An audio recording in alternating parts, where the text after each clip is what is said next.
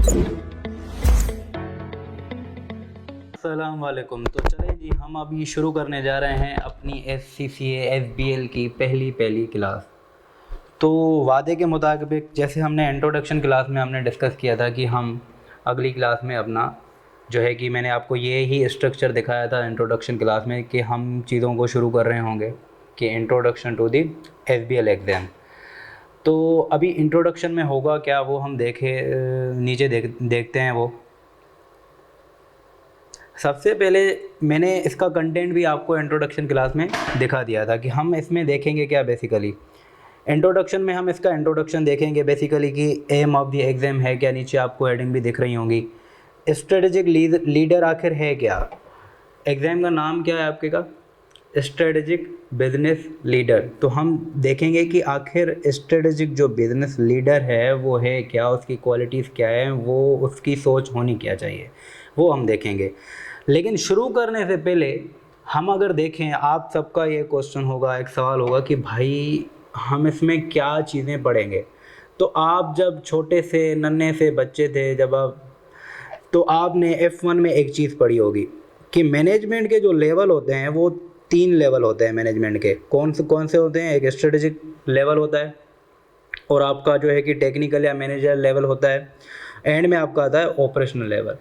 Operational level जो day to day transaction आपकी हो गई, मतलब ऐसा समझिए कि एंट्री पोस्ट हो रही हैं, डे टू डे जो भी टास्क होंगे वो आपकी मैनेजमेंट कहाँ फॉल करती है, यहाँ पे आपकी ऑपरेशनल में फॉल करती है यहाँ पे।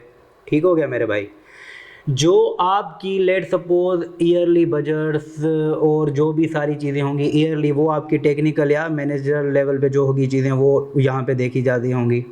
ठीक है। जो आप, अगर मैं एग्जांपल समझाता जाऊँ, जैसे आपने अपनी SCCA की जर्नी शुरू की, किसी ने MA1 MA2 FA1 FA2 से शुरू किया होगा, किसी की जर्नी F1 2 3 से शुरू हुई होगी, तो कोई एग्जाम्शंस लेके आया होगा लेट सपोज CA से या किसी और क्वालिफिकेशन से, अकाउंटिंग एंड फाइनेंस से। तो कहीं ना कहीं से आपने जो अपना बेसिक शुरू किया होगा ना कहीं से जर्नल एंट्री से, मैनेजमेंट कॉस्टिंग से, मतलब आपने जहाँ से शुरू किया होगा, तो आपने ऑपरेशनल लेवल से चीज़ें शुरू की।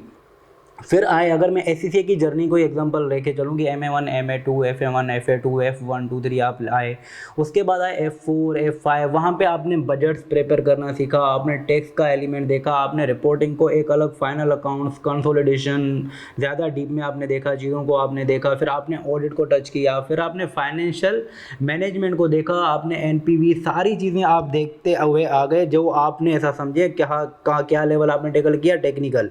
तो मैंने क्या कहा कि आपने सबसे पहले ऑपरेशनल लेवल से शुरू किया। अब आप इसको देखें, इस हिसाब से दें, जो हमारा ये खित्ता है ना, ये पाकिस्तान, इंडिया, बांग्लादेश, नेपाल, हमारे यहाँ पे SCCA बच्चा मैट्रिक से भी शुरू करता है। लेकिन बाहर जो आपके कंट्रीज़ हैं, SCCA जो है, जो शुरू करने वाले लोग हैं वो आपकी जो है कि मास्टर्स के बाद शुरू कर रहे होते हैं। यहाँ पे हमारे बच्चे इतने माशाल्लाह से एक्स्ट्रा एफिशिएंट हैं, चीज़ें कर लेते हैं, क्वालिफाइड हैं। अगर आप मुझे भी एग्जांपल लेके करेंगे तो मैंने मैट्रिक से शुरू करके मैंने जो है कि अपना SCCA कंप्लीट किया है। तो हम यहाँ पे कर रहे होते हैं, चीज़ें कर लेते हैं। तो आपका जो लेवल है ना, आप अगर देखें इस पेपर को जो माना जाता है CFO लेवल की थिंकिंग, नीचे हम देखेंगे कि रोल प्ले आपका इस एग्जाम में होता क्या है। CFO लेवल की थिंकिंग आपकी होनी चाहिए। अब बच्चे, आप में से बहुत सारे बच्चे ऐसे होंगे, आप बोलेंगे कि यार हम तो CFO नहीं है, हमारी सोच होगी कैसे CFO की। अगर हम, सीधी सी बात है, सही बोल रहे हैं आप, बिल्कुल सही सोच रहे हैं यार, आप CFO हैं ही नहीं। आप किसी ऑर्गेनाइजेशन में, किसी मल्टीनेशनल में या किसी छोटी कंपनी में आप CFO तो हैं ही नहीं, आप कैसे सोच सकते हैं। तो आप भले प्रैक्टिकली ना हो, लेकिन आप टेक्निकली आप जो पढ़ के आए हैं उस हिसाब से आपकी, अब इस एग्ज़ाम को पढ़ने के बाद आपकी लेवल कहाँ तक होनी चाहिए, एक CFO लेवल की थिंकिंग होनी चाहिए। वही नीचे हम देखेंगे कि इस एग्ज़ाम का एम क्या है, वही आपको थ्योरेटिकल इंग्लिश में लिखा हुआ है। समझाने का मतलब ये है कि आपने जब अपनी जर्नी शुरू की, आपने ऑपरेशनल लेवल को टैकल किया अपना। जब आप थोड़ा बड़े हुए, छोटे नन्हे से आप थोड़ा बड़े हुए, तो टेक्निकल लेवल में जब आपने जो ये आपने फंडामेंटल्स के एकदम देखे 5 से लेके जब आगे चीज़ें आप देखते गए, तो उसमें आपने क्या किया, आपने टेक्निकल लेवल टैकल किया। अब यहाँ पे आप क्या चीज़ें देखने जा रहे होंगे, स्ट्रेटेजिक लेवल वाली चीज़ें आप देख हम यहाँ पे देखने जा रहे होंगे। तो आपका जो सवाल था, हम चीज़ें कौन सी देखेंगे, स्ट्रेटेजिक ऑपरेशनल जो डे टू डे ट्रांजैक्शन में इन्वॉल्व बंदा होंगे, आपकी जो मैनेजमेंट लेवल होगी, टेक्निकल जो आपके सालाना लेट सपोज चीज़ें जो भी हो रही होंगी वो। स्ट्रेटेजिक जो है कि आपका 5 साल उससे ज़्यादा के विजन जो आप रखेंगे, लॉन्ग टर्म विजन बेसिकली जिसको बोला जाता है। अगर मैं इसको छोटे से एग्जांपल से आपको समझाऊं, क्योंकि अभी आप माशाल्लाह से उस लेवल पे आ गए हैं जहां पे आप अपनी प्रोफेशनल जर्नी भी शुरू करने जा रहे होंगे। आप सब लोग माशाल्लाह से आप जो हैं कि आप पार्ट क्वालिफाइड हो गए होंगे उम्मीद से, तो आप जॉब की तरफ जा रहे होंगे। जब आप जॉब की तरफ जा रहे होंगे तो आपका लेवल स्ट्रेटेजिक लेवल या प्रोफेशनल लेवल का अभी होने जा रहा है। तो आप चीज़ों को उस नज़रिए से, उस हिसाब से देखेंगे। तो अगर मैं एग्जांपल ये समझाने की कोशिश कर रहा था, यहाँ पे कई बच्चे ऐसे जो है कि आप अपना डिसीजन लेंगे, या तो आइदर कोई बच्चा जाएगा कि फर्म में जाऊँ, कोई बच्चा जाएगा कि मैं इंडस्ट्री में जाऊँ। देखिए इंडस्ट्री में एज एन आप अगर स्टार लेते हो इन कंपैरिजन विथ फर्म, तो आपको आपका पे स्केल कम होता है, आपका पे स्केल कम होता है। अगर मैं एग्जांपल ले लूँ, लेट सपोज फर्म आपको 50,000 दे रही है और आपको इंडस्ट्री वेयर आपको 80 to 100 के आपको मिल रहे होंगे, अगर मैं पाकिस्तान की मार्केट की बात करूँ तो अगर कोई बच्चा 100 के छोड़ के 80 के छोड़ के 50 के, या कोई फर्म्स ऐसी भी हैं आपकी जो कि 15,000 16,000 17,000 से नॉट मोर देन दैट 25,000 कहीं पे आपको मिलते हैं। अगर कोई बच्चा अपना 100 के छोड़ के फार्म को ज्वाइन करता है, तो आखिर क्यों? वहाँ पे आपका है लॉन्ग टर्म डिसीजन मेकिंग, आपके स्किल जो है कि जो बच्चे, ठीक है किसी के साथ मजबूरी होगी, किसी के साथ क्या हो सकते हैं, किसी के फाइनेंशियल इश्यूज हो सकते हैं, इसकी वजह से जो है कि वो इंडस्ट्री को चूज़ कर रहा होगा। लेकिन फर्म कैसे लॉन्ग टर्म में, उसका अगर आपको बेसिक समझा दूं, देखें जब आप इंडस्ट्री में जाते हैं ना, ये माना जाता है, कॉमन प्रैक्टिस है कि फर्म में बच्चे की जो लर्निंग होती है ना, वो इन कंपैरिजन विथ इंडस्ट्री बहुत ज़्यादा होती है। आपको लेट सेटिंग्स, आपको हर चीज़ें, सब काम इन डेप्थ बहुत सारी चीज़ें करनी होती हैं, मल्टीपल क्लाइंट्स को आप डील कर रहे होते हो। वेयर अगर आपने इंडस्ट्री देखा, आपने पर्टिकुलर एक चीज़ में फंसे गए, एक पर्टिकुलर पोर्शन में गए, डिपेंड करता है आप किस इंडस्ट्री में गए हो, वहाँ पे आपके रोल्स चेंज हो रहे हैं या अलग अलग डिपार्टमेंट का आपको जो है कि वो एक्सपोजर मिल रहा है या नहीं मिल रहा है। वेयर फर्म में आप अलग अलग चीज़ों को, अलग अलग एक्सपोजर जो है कि आपको मिलते रहते हैं, तो आपकी लर्निंग उसमें इस वजह से ज़्यादा हो रही होती है। तो रगड़ा जिसको बोलता है ना, फर्म में रगड़ा ज़्यादा होता है, इसी वजह से लर्निंग ज़्यादा होती है।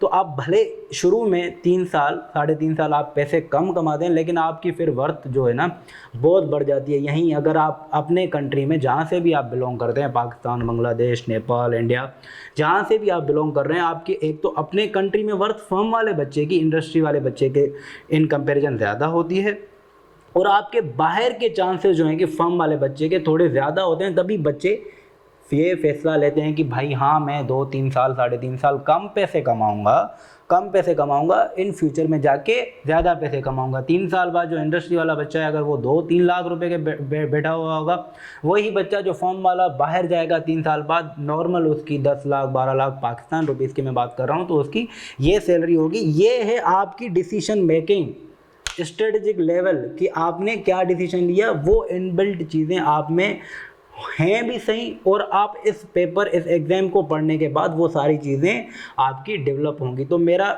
यहाँ पे क्लियर करने का ये मकसद था कि हम इस पेपर में पढ़ेंगे क्या। तो मैंने आपको चीज़ें थोड़ी थोड़ी ये बता दी कि यहाँ पे आपका पेपर का लेवल एक CFO लेवल का होता है, और CFO लेवल अगर किसी का ये है मैथ है कि भाई हम CFO तो है नहीं, तो वो भी मैंने आपको बता दिया कि आपने जैसे जर्नी शुरू की है तो आप टेक्निकली उस चीज़ के लिए तैयार हैं।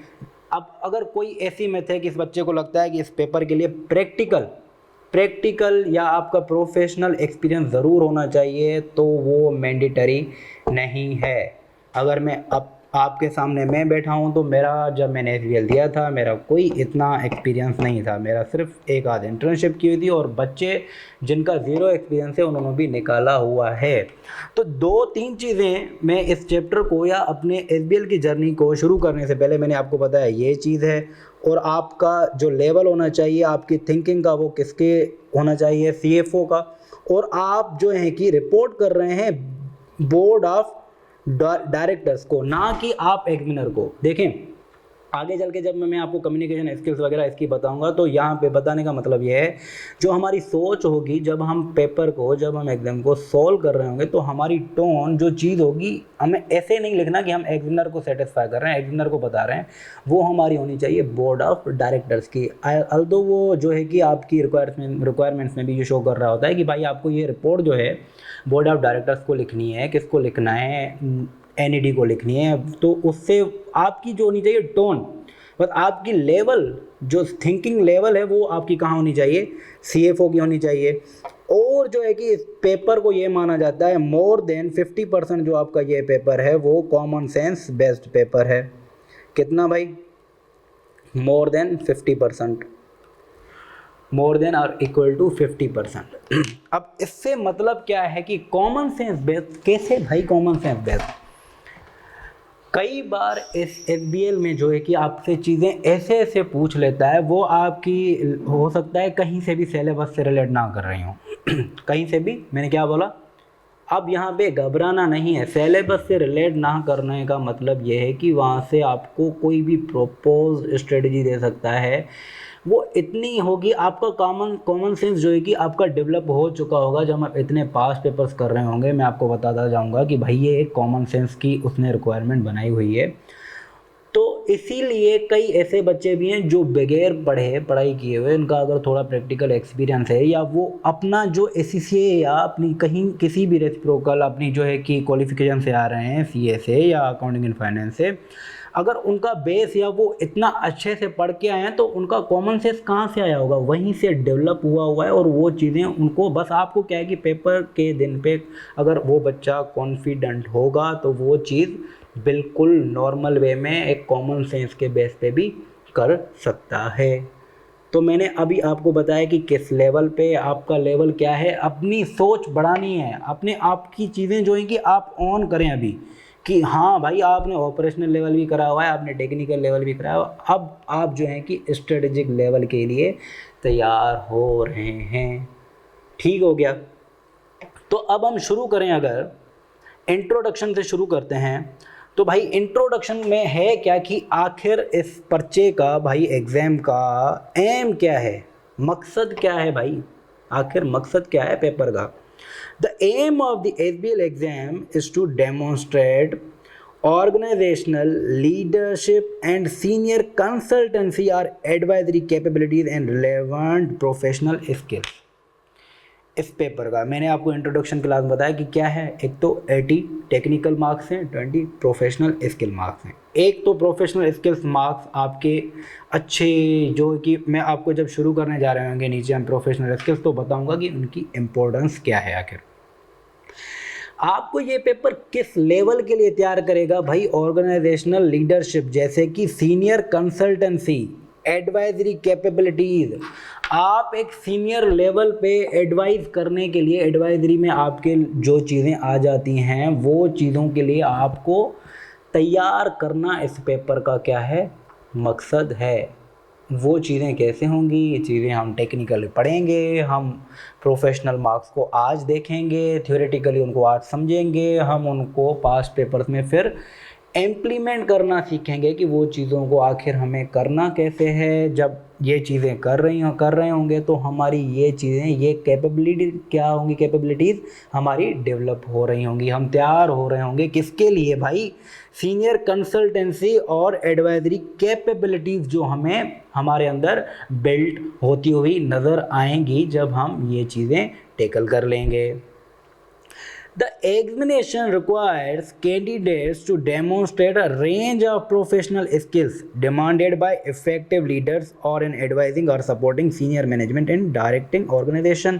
उसी पॉइंट का है ये पार्ट, समझ लें इसका कि भाई ये जो है कि प्रोफेशनल स्किल्स या लीडरशिप में कहाँ पे सीनियर मैनेजमेंट को एडवाइजिंग, आपकी ऐसा आपका रोल होगा कहीं भी किसी अच्छी ऑर्गेनाइजेशन में। अगर कहीं सीनियर मैनेजमेंट जो अच्छा काम करती आ रही है, वो कहीं फंस रही होगी, तो वो आपको अप्रोच कर रहे होंगे, भाई हम फंस गए हैं मसले में, इस मसले से आप हमें निकालो। वो आपकी कैपेबिलिटीज़ डेवलप होंगी किससे? ये पेपर पढ़ने के बाद। अब आप इसको देखें, थ्योरी का पेपर है, कई लोगों को थ्योरी बोरिंग लगती है। अब आप इसको इंटरेस्टिंग बनाने के लिए आप देखें, आपने इसी से शुरू जो किया है ना, वो ऐसा समझे इस लेवल को पार करने के लिए पढ़ा है। तो इंटरेस्टिंग बना के, अपने लिए मोटिवेशन बना के, अगर आप इस पेपर को इतना अच्छे से और दिल से लगा के थ्योरीज को, मॉडल्स को समझ के और उनकी अच्छे से इम्प्लीमेंटेशन करना सीख जाएंगे, तो आप इस लेवल के लिए तैयार हो जाएंगे कि भाई जहाँ पे सीनियर मैनेजमेंट फंस रही है तो वो SBL वाले बच्चे को बुला के पूछेगी कि भाई बताओ, मैं इस मसले में फंसा हूँ, इसका हल कैसे निकलेगा। अब नीचे आती है रोल प्ले। रोल प्ले का मतलब क्या है कि एग्जाम में, जैसे मैंने इंट्रोडक्शन में भी आपको स्क्रीन शो की थी कि भाई आपका रोल जो है कि थ्रू आउट द पेपर या थ्रू आउट द टास्क, कभी कभी ऐसा होता है कि आपको पूरे एग्जाम में, लेट्स सपोज अब जैसे हमारे टेस्ट होते हैं तो टास्क 1, टास्क 2, टास्क 3 करके होते हैं, हो सकता है वो थ्रू आउट दी जो है कि तीनों टास्क में आपका एक ही रोल रखे, हो सकता है वो अकॉर्डिंगली, अब ये एग्जामिनर की चॉइस है, एग्जामिनर की मर्जी है कि वो अलग अलग रोल भी आपको दे सकता है, हम अकॉर्डिंगली उस चीज़ को डील कर रहे होंगे। अच्छा, रोल से फ़र्क पड़ता है, मेनली फ़र्क नहीं पड़ता। हम जब उसमें यूर सिंसियरली करके एंड में अपना लिखते हैं, जैसे हम नॉर्मल ईमेल ड्राफ्ट कर रहे होते हैं, thank you, regard, best regards करके अपना नाम लिख रहे होते हैं, वहाँ पे भाई जो आपका रोल होगा वो लिखते हैं, और हम टोन अपनी उस हिसाब से रखते हैं कि आइदर मैं उस कंपनी का एम्प्लॉई हूँ या मैं एक्सटर्नल सर्विस प्रोवाइडर हूँ। क्या मैंने बोला? इंटरनल हूँ एम्प्लॉई या एक्सटर्नल हूँ, हम उस हिसाब से टोन रखते हैं। कैसे टोन रखते हैं? अगर मैं इंटरनल हूँ तो वी, अवर, ऐसे वर्ड यूज़ करने, कोई ऐसी रॉकेट साइंस नहीं है। आप अगर डर रहे हैं तो कोई ऐसी नहीं है, इतना तो यूज़ कर सकते हैं। हम कैसे बोलते हैं कि अगर हमारा अपना मसला होता है, अगर मैं आपके मसले को अपना समझ रहा हूँ तो मैं क्या यूज़ कर रहा हूँ कि भाई हमारा पेपर है, हमें निकालना है। अगर मैं आपको ऑन ही ना करूँ एक्सटर्नल, भाई तुम्हारा पेपर है, तुम मेहनत करोगे, तुम्हें निकालना है, भाई मेरा तो पर्चा निकाला हुआ है, मैंने क्या करना है। तो ऑर्गेनाइजेशन को जब हम डील कर रहे होंगे सिनेरियो में, अगर वो मेरा रोल वहाँ पे एक्सटर्नल होगा तो मैं उसमें क्या यूज़ करूँगा? मैं ऑर्गेनाइजेशन का नाम यूज़ करूँगा। भाई Manoj and company should do this, Manoj and company should do this. मैं उसको अगर एडवाइस कर रहूँगा तो कंपनी का नाम लेके करूँगा। तो ये टोन रखनी है हमारे जो है कि प्रोफेशनल स्किल्स, कम्युनिकेशन की अगर स्किल्स टेस्ट हो रहे होंगे तो मैं वो वहाँ पे अवेल कर रहा हूँ। सिंपल है, कोई डिफ़िकल्टी नहीं है। अब रोल प्ले में अगर हम इसकी थ्योरी पढ़ लें, the basic structure of each exam will require the candidate to take the role of an organizational leader or as a consultant or advisor to senior management such as, वही चीज़ मैंने जो आपकी बताई। अब आपका अलग अलग जो है कि किस्म के रोल आप हो सकते हैं, वो आपको दे, कैसे हो सकते हैं, ये कुछ हैं, इससे अलग भी दे सकता है, ज़रूरी नहीं कि यही दे। External management consultant, chairman of nomination and corporate governance NCG committee, assistant auditor, project manager. अब इसमें कुछ जो हैं कि आपके इंटरनल भी हैं, कुछ आपके एक्सटर्नल भी हैं, वो अकॉर्डिंगली हम जज करके जब हमारे पास सिनेरियो होगा तो हमें वो चीज़ वहाँ से पता लग रही होगी। In each scenario candidates were expected to get into character and be very careful who they were working for and who the report was for and what they required। जो मैंने आपको चीज़ अभी समझाई ना, अगर इंटरनल है या एक्सटर्नल है तो अकॉर्डिंगली हमें टोन रखनी है और हमें उस करेक्टर में ढल जाना है। अगर मैं एग्जांपल लूँ, अगर मुझे देखें, हम बॉलीवुड को देख रहे हैं, हम अपनी मूवी सब देख रहे होते हैं, जब एक हीरो उस करेक्टर में इतना घुस जाता है ना, तो उसकी जो एक कला या उसकी जो एक्टिंग है ना, वो इतनी निखर के आती है कि मतलब वो रुलाने पे भी शायद मजबूर कर देता है हमें। तो उस चीज़ में हमें घुसना है। अगर जब हम घुसेंगे उस चीज़ को, जब हम अगर अपना एग्जामिनर को नहीं, किसको, बोर्ड ऑफ डायरेक्टर्स को हम चीज़ें जब प्रेजेंट कर रहे होंगे तो हम उस करेक्टर के हिसाब से कर रहे होंगे। अगर हम उस कैरेक्टर में घुसेंगे ही नहीं तो हम उस लेवल का सोच ही नहीं सकते। अब ये नहीं आप एग्ज़ाम डे पे वो चीज़ कर रहे हैं, जब हम प्रैक्टिस करेंगे तो हम चीज़ को डेवलप कर रहे होंगे कि भाई हाँ, मेरा रोल क्या है, मुझे किस लेवल पे सोच के भाई बोर्ड ऑफ डायरेक्टर्स को ये चीज़ रिपोर्ट करनी है।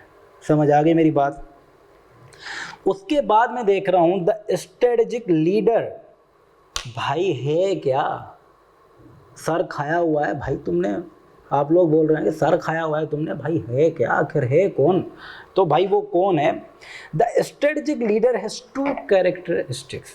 कितने? 2 कैरेक्टरिस्टिक्स उसमें होने चाहिए। Being a leader, thinking strategically.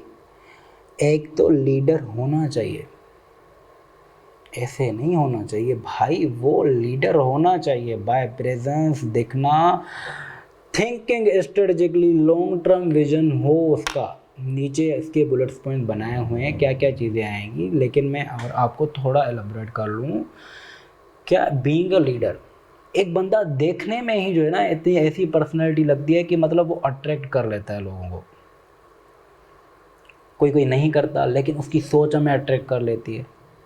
तो 2 कैरेक्टरिस्टिक्स यहाँ पे बताए हुए हैं। ये जो पढ़ रहे हैं आपके एग्जामिनर के लिए, थ्योरी के लिए शायद टेस्ट ये ना हो, ये सिर्फ इसके लिए बताए जा रहे हैं। ये जो आगे 2 चैप्टर्स हम अभी शुरू वाले पढ़ेंगे, जो भी चीज़ें पढ़ेंगे, ये क्वालिटीज़ आप में अपने अंदर जो है कि जज़ब करनी है, ऐसा समझ लें। आप एक चीज़ के लिए आप देखें हीरो बनने जा रहे हैं, आप एक CFO लेवल के समझें, आपको मूवी असाइन हुई है और आप CFO का आपको रोल प्ले करना है। तो ये 2 जो चीज़ें हैं ना, वैसे तो पूरा पेपर आप उस अंडरस्टैंडिंग से पढ़ें, आपको ये जो है ना स्क्रिप्ट दी गई है और आपको इसको अपने अंदर ढालना है। भाई आपको CFO लेवल का रोल मिलने जा रहा है, तो आप उस सोच से देखें, या आप इस सोच से देखें कि आप CFO लग गए हैं कहीं कंपनी में, अब लग तो गए हैं बानसीब। एक मूवी भी है साउथ इंडियन जिसमें ऐसी चीज़ होती है, अब मुझे नाम नहीं है, मैं आपको बता दूं। तो आप CFO बन गए, अब CFO लेट सपोज गलती से बन तो गए हैं आपको, अब CFO की पोजीशन आपको बचानी भी है। वो कैसे बचानी है? वो ये सब चीज़ें पढ़ के अपने अंदर ढालनी है, अपने करेक्टर में ये चीज़ें करनी हैं। बाई बीइंग अ लीडर, क्या लीडर है? As a leader you are expected to able to analyze the business situation and provide and implement appropriate, effective and sustainable solution। सही होनी चाहिए, दमदार होनी चाहिए, लॉन्ग टर्म चलने वाली होनी चाहिए, सस्टेनेबल होनी चाहिए। भाई आज करें तो आगे वाले भी चल के उस चीज़ का फ़ायदा उठा सकें, ऐसी होनी चाहिए। This means that you can, क्या बोल रहे हैं? This means that you can be clear and focus. भाई क्लियर विजन होना चाहिए, दोगलापन नहीं होना चाहिए, फोकस्ड जो है ऑब्जेक्टिव वहाँ पे फोकस होना चाहिए। Identifying the key issues in a situation, जो भी भाई मसला, जो भी सिचुएशन आपको दी जा रही है उसमें आप जो की इम्पोर्टेंट मसले हैं वो आप हाईलाइट करना जानते हों। आप उसको पहले तो आपको जाहिर सी बात है मसले ढूंढ पाएंगे तो उसको फिर सॉल्यूशन की तरफ लेके जाएंगे ना। अगर आप में मसले ढूंढने की क्षमता, आप में ताकत नहीं है, तो आप फिर उनका सॉल्यूशन कैसे ढूंढ पाएंगे भाई? समझ रहे हैं मेरी बात? क्या बोला मैंने? Analyse and address the ethical concern. Ethical concern से क्या मुराद है भाई? सिर्फ शेयर होल्डर्स के लिए नहीं सोचना, बाकी के स्टेक होल्डर्स के लिए भी सोचना है। अगर जो भी प्रॉब्लम आएगा, ऐसा ना हो सिर्फ शेयर होल्डर्स के प्रॉफिट या उनकी होल्डिंग्स को ध्यान में रखा जाए, बाकी के स्टेक होल्डर सफ़र करें या कर रहे हों। तो ये चीज़ें आप बाकी के अपने प्रोफेशनल के एग्ज़ाम्स में या नीचे आप पढ़ भी आए होंगे कि हमें इंटरेस्ट सब स्टेक होल्डर्स का ध्यान में रखना होता है। Use technical models and quantitative analysis to draw out key issues, establish causality and integrate a wide range of factors into coherent arguments। Models use करने हैं, उससे मसले निकालने हैं, उससे मसलों का हल निकालना है, लॉजिकल आर्ग्यूमेंट्स हमें बनानी हैं भाई।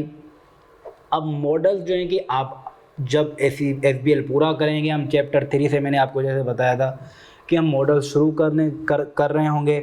जब हम कर रहे होंगे तो आपको चीज़ें पता लग रही होंगी कि किस मॉडल से आप कौन सी चीज़ें आइडेंटिफाई कर सकते हैं, कौन से मसले ढूंढ सकते हैं और उन मसलों का हल कैसे ढूंढ सकते हैं। तो हम वो चीज़ें जब मॉडल्स कर रहे होंगे, साथ साथ ये चीज़ें आप कवर कर रहे होंगे। उसके बाद आता है make recommendations that meet the needs of user and are fit for purpose. अब जाहिर सी बात है जो मसले होंगे उसमें आप क्या सॉल्यूशन, बार बार बोल रहा हूँ, उसमें आप क्या करेंगे? रिकमेंडेशंस दे रहे होंगे, उनकी जो नीड, जो पर्पस होगा वो फिट हो रही है नहीं, वो हम देख रहे होंगे वहाँ पे। अब मैंने क्या बताया था, स्ट्रेटेजिक लीडर के क्या है, 2 कैरेक्टर होने चाहिए। एक क्या था, बीइंग अ लीडर के हमने पॉइंट डिस्कस कर लिए हैं। अब क्या है, थिंकिंग स्ट्रेटेजिकली। स्ट्रेटेजिकली सोचना है। कैसे सोचना है मेरे भाई? Having a strategic perspective means that you can do the following by क्या, take a long term। ऐसा नहीं भाई आज कमा लिया ठीक है, किसी किसी की सोच होती है ना, ठीक है भाई परवरदिगार ने दे दिया, आज कमा लिया ठीक है, कल देखेंगे अगर हयाती रही तो हम देख लेंगे, कमा के खा लेंगे।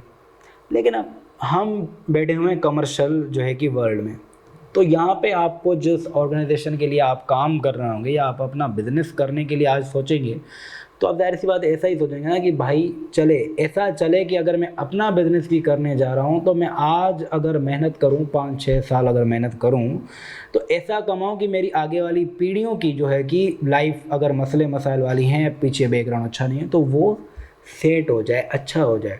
वही ज़ाहिर सी बात है, अगर आप एम्प्लॉय किसी कंपनी में जा रहे हैं तो कंपनी के ओनर ने भी चोरी नहीं की, उसने भी यही विजन रखा है कि भाई मैं ऐसा काम करूँ या मेरा एम्प्लॉय ऐसा काम करे कि मुझे फ़ायदा हो, मेरी पीढ़ियाँ मतलब जो है कि ऐश करती रहें या अच्छी ज़िंदगी गुजार सकें। तो लॉन्ग टर्म पर्सपेक्टिव होना चाहिए। Look at the whole organisation as well as individual product division. पूरी ऑर्गेनाइजेशन को एक ही नज़र से देखना चाहिए। ऐसा ना हो मेरा फाइनेंस पसंदीदा है, मैं CFO हूँ, मेरा फाइनेंस का मेरा काम है, तो बस भाई फाइनेंस अच्छे से चल रहा है तो अल्लाह अल्लाह खैर सलाह, बाकी जाएं भाड़ में। अगर सफ़र कर रहे हैं तो उनके हेड देख लेंगे, उनको घसीट देंगे, उनको टॉर्चर कर लेंगे कि भाई क्या किया है तुमने क्यों अच्छे से परफॉर्म नहीं किया है। नहीं, अच्छे लीडर की खासियत ये होती है कि साथ में बैठ के उसके भाई क्या मसला है, हम मिल के देख रहे हैं, हम मिलके देख लेंगे। जहाँ पे तुम सफ़र कर रहे हो अगर मेरी वहाँ पे एक्सपर्टीज़ हैं, मैं वहाँ पे तुम्हें हेल्प करूँगा। ऐसा नहीं कि मैं उसको जलील करने में बिज़ी हूँ कि भाई जा जैसे करना है मसले का हल निकाल गया। वो एक लीडर की क्वालिटी नहीं है। Set the direction of whole organisation and integrated its activities. वही पॉइंट से ये भी रिलेटेड है कि भाई होल ऑर्गेनाइजेशन की आपने जो भी एक्टिविटीज़ हैं इंटीग्रेट करनी है, पूरी ऑर्गेनाइजेशन को एक करके चलना है। आपकी सिर्फ इंडिविजुअल या पसंदीदा जो है कि डिस्क्रिमिनेशन आपने नहीं करनी है। Consider the views of all stakeholders not just shareholder. जैसे ऊपर भी मैंने बताया कि इथिकल कंसर्न में ये चीज़ बताई कि भाई हमें चीज़ों को सिर्फ शेयर होल्डर्स के लिए पर्सपेक्टिव से नहीं देखनी है, हमें अपने सारे स्टेक होल्डर्स के लिए चीज़ें देखनी हैं। वो analyse the organisation resources and define resource requirements. जो ऑर्गेनाइजेशन के रिसोर्सेज हैं या कुछ रिक्वायरमेंट्स हैं उनके लिए एनालिसिस करनी है। ऐसा ना हो कि हमारे पास रिसोर्सेज ही ना हो और हम थक हार के बैठ जाएं। टफ कंपटीशन है, क्या चीज़ है क्या नहीं है। अगर रिक्वायरमेंट्स हमारे पास रिसोर्सेज ही नहीं होंगे तो हम टफ टाइम में मुश्किलात का सामना कर सकते हैं। Relate the organisation to its environments. ये आप चीज़ समझ पाएंगे मेरे ख्याल से जब आप पेस्टल और पोर्टर देखेंगे। पेस्टल मॉडल और पोर्टर मॉडल आपके एक्सटर्नल इन्वायरमेंट पे ही होते हैं। किस इन्वायरमेंट में इंडस्ट्री किस इन्वायरमेंट में सफ़र कर रही है या इधर उसके लिए फेवरेबल अनफेवरेबल चीज़ें हो रही हैं, तो उसमें एक CFO का काम है रिलेट कर सके चीज़ों को, किस इन्वायरमेंट में आखिर आपकी ऑर्गेनाइजेशन चल रही है या किस सिचुएशन में है।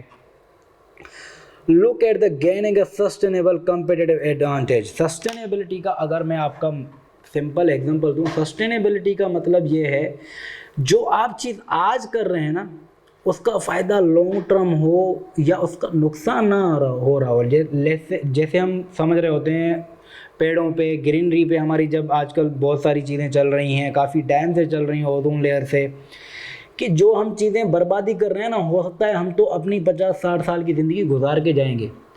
जब हमारे पीछे बच्चे आएंगे ना, वो किन किन तकलीफ़ों का सामना करेंगे वो आपको नहीं पता। अगर आज बोला जाता है कि ग्रीनरी की तरफ जाओ, पेड़ लगाओ, अगर हम वो आज चीज़ें करेंगे ना, वो सस्टेनेबल वर्ल्ड, भाई हमारे बच्चे आके एक साफ़ सुथरी कम से कम हवा ऑक्सीजन तो साफ़ सुथरी ले पाएँ। तो सस्टेनेबल का मतलब क्या है कि आज वो चीज़ ऐसी सोचे या ऐसी करे कि सस्टेनेबल हो, लॉन्ग टर्म हो उसका विजन, वो चीज़ लॉन्ग टर्म हो। तो ये हमारी मैंने चीज़ें कवर कर ली कि हमने क्या क्या देख लिया कि भाई आखिर एक स्ट्रेटेजिक लीडर है क्या, उसमें 2 क्वालिटीज़ होनी चाहिए वो देखा, एग्ज़ाम का एम क्या है वो हमने देखा। अब हम आएंगे प्रोफेशनल स्किल्स के, ये पॉइंट्स मैं आपको पहले बता दूं। Professional skills, how the skills are exam, पहले ये चेक कर लेते हैं एग्जाम कैसे होते हैं। हालांकि मैंने इंट्रोडक्शन क्लास में आपको सब कुछ बता दिया है, फिर भी बता देते हैं। The exam will contains 20 professional marks in total distributed across the different task में वो अपने हिसाब से पूछेगा। लेट सपोज टास्क 1 में उसने रिक्वायरमेंट के हिसाब से पूछा, अगर उसने 2 रिक्वायरमेंट बनाई तो उसकी मर्जी है, पहली रिक्वायरमेंट के साथ आपको 4 मार्क्स दे दिए, दूसरी रिक्वायरमेंट के साथ भी 4 मार्क्स दे दिए, नहीं दे रहा तो उसकी मर्जी है भाई, एक रिक्वायरमेंट बनाई, एक के साथ दिए, एक के साथ नहीं दिए। अकॉर्डिंगली अगर वो पूछेगा, जहाँ पे पूछेगा तो आप उन प्रोफेशनल स्किल्स को वैसे टेकल कर रहे होंगे। कैसे, जैसे मैं बताऊँगा आगे चल के भी। All 5 professional skills must be tested in each exam. भाई चॉइस नहीं है उसमें, एस्केपिज्म पूछा इस बार, अगली बार में नहीं पूछ रहा, ऐसा नहीं है। आपके 5 मतलब ये मैं आपको इंट्रोडक्शन क्लास में बताया था, ये कैश मार्क्स हैं जो आपको पता है कि भाई ये तो टेस्ट होने ही होने हैं। जैसे हमें ट्रिपल ए में लेट सपोज पता होता है कि भाई बिजनेस रिस्क या ऑडिट रिस्क ये तो पूछेगा ही पूछेगा। एथिकल जैसे टैक्स में पता होता है कि भाई 5 मार्क्स के लिए वो एथिक्स का पूछेगा ही पूछेगा।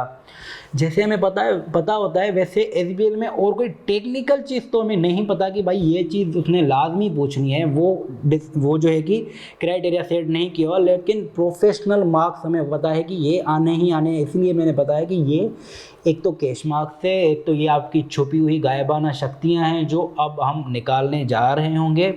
तो इस पे आपको फोकस रखना है, ये आपके कैश मार्क्स हैं। ठीक हो गया।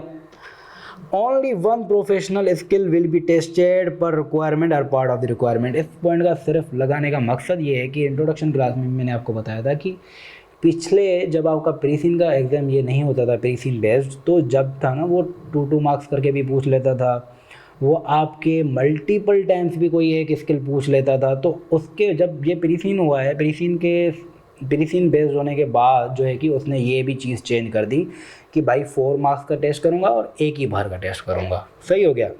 Each professional skill will be tested once for 4 marks from September 2023। ये जो मैंने आपको बताई वही चीज़ यहाँ पे लिखी हुई है।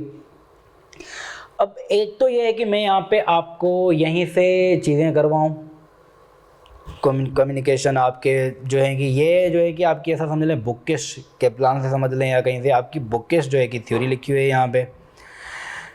बाकी दूसरा तरीका ये है कि मैं आपको पहले तो इम्पोर्टेंस तो मैं बताऊँगा ही, वहाँ पे मैंने समराइज़ भी की है। हम कोशिश करके दोनों से चीज़ें थोड़ी थोड़ी करके समझ लेते हैं। स्किल समझने से पहले हम समझ लेते हैं कि भाई इनकी आखिर इम्पोर्टेंस क्या है, क्यों आखिर पढ़ ही क्यों रहे हैं भाई, क्या नौबत क्या आ गई प्रोफेशनल स्किल डालने की।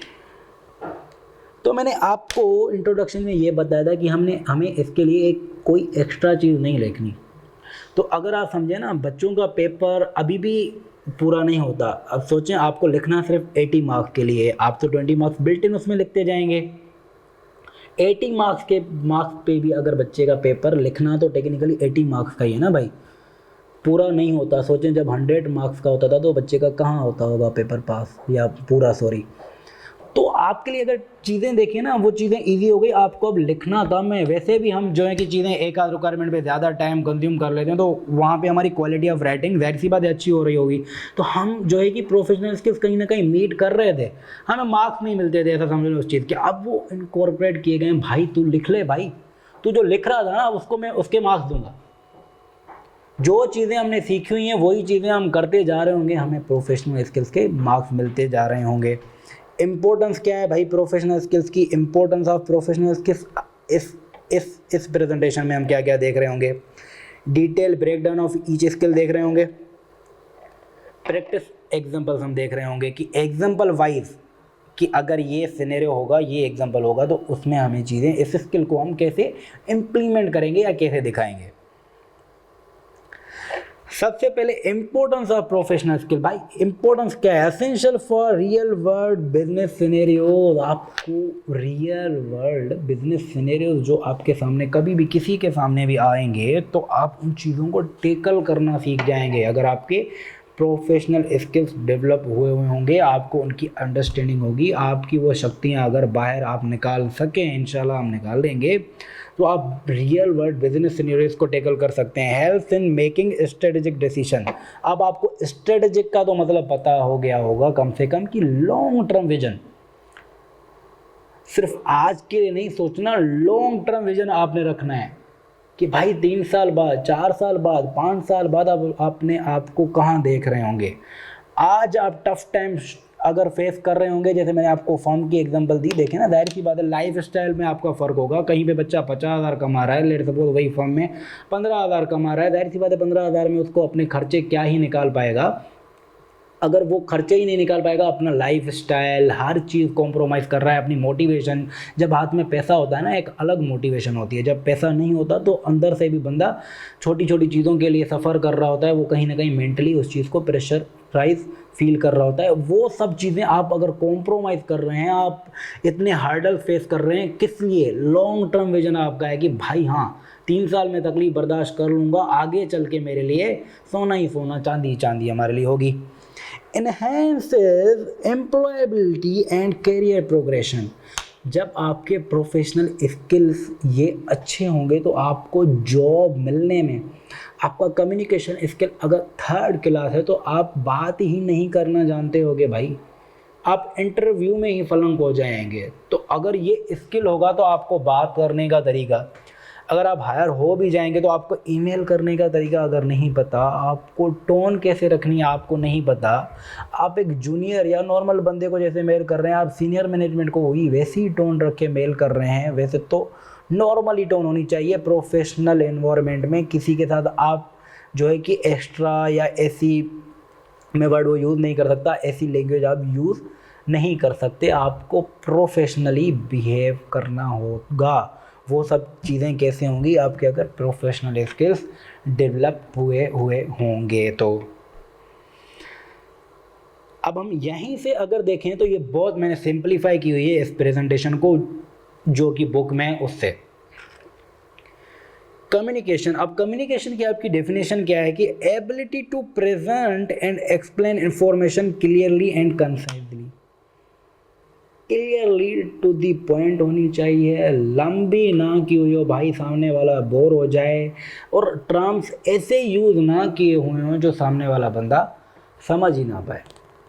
अब ये डिपेंड करता है कि आप कम्युनिकेट किससे कर रहे हैं। अगर आप किसी ऐसे वेग बंदे से आप बात कर रहे हैं तो आपको टोन या अपनी वर्डिंग्स जो है कि ऐसी रखनी पड़ेगी कि वेग बंदा या लेमैन बंदा जो है कि आपका वो चीज़ को समझ पाए। अब ये अगर आप में देखें, अगर आप समझ पा रहे हैं ना यार ये बंदा लेमैन बंदा है, इसके लिए मैं ऐसी एग्जांपल दूं या कोई वर्ड्स जो है कि डिफ़िकल्ट यूज़ ना करूँ अंग्रेजी के, अगर आपको आते हैं, नहीं आते तो माशाल्लाह कोई बात नहीं है, फिर हम उसको डेवलप करेंगे। जाहिर सी बात है अगर आपको वर्ड नहीं आ रहे होंगे, आप अगर अच्छी किसी सीनियर मैनेजमेंट को आप अगर मेल वगैरह कर रहे हैं, अब तो चैट जीपीटी आ गया, अब तो जीमेल में भी आ गया कि भाई रेस्पॉन्स कैसे करना है, तो हम उन चीज़ों का सहारा लेंगे, लेकिन अपनी अंडरस्टैंडिंग भी बनानी है, आदी नहीं बन जाना।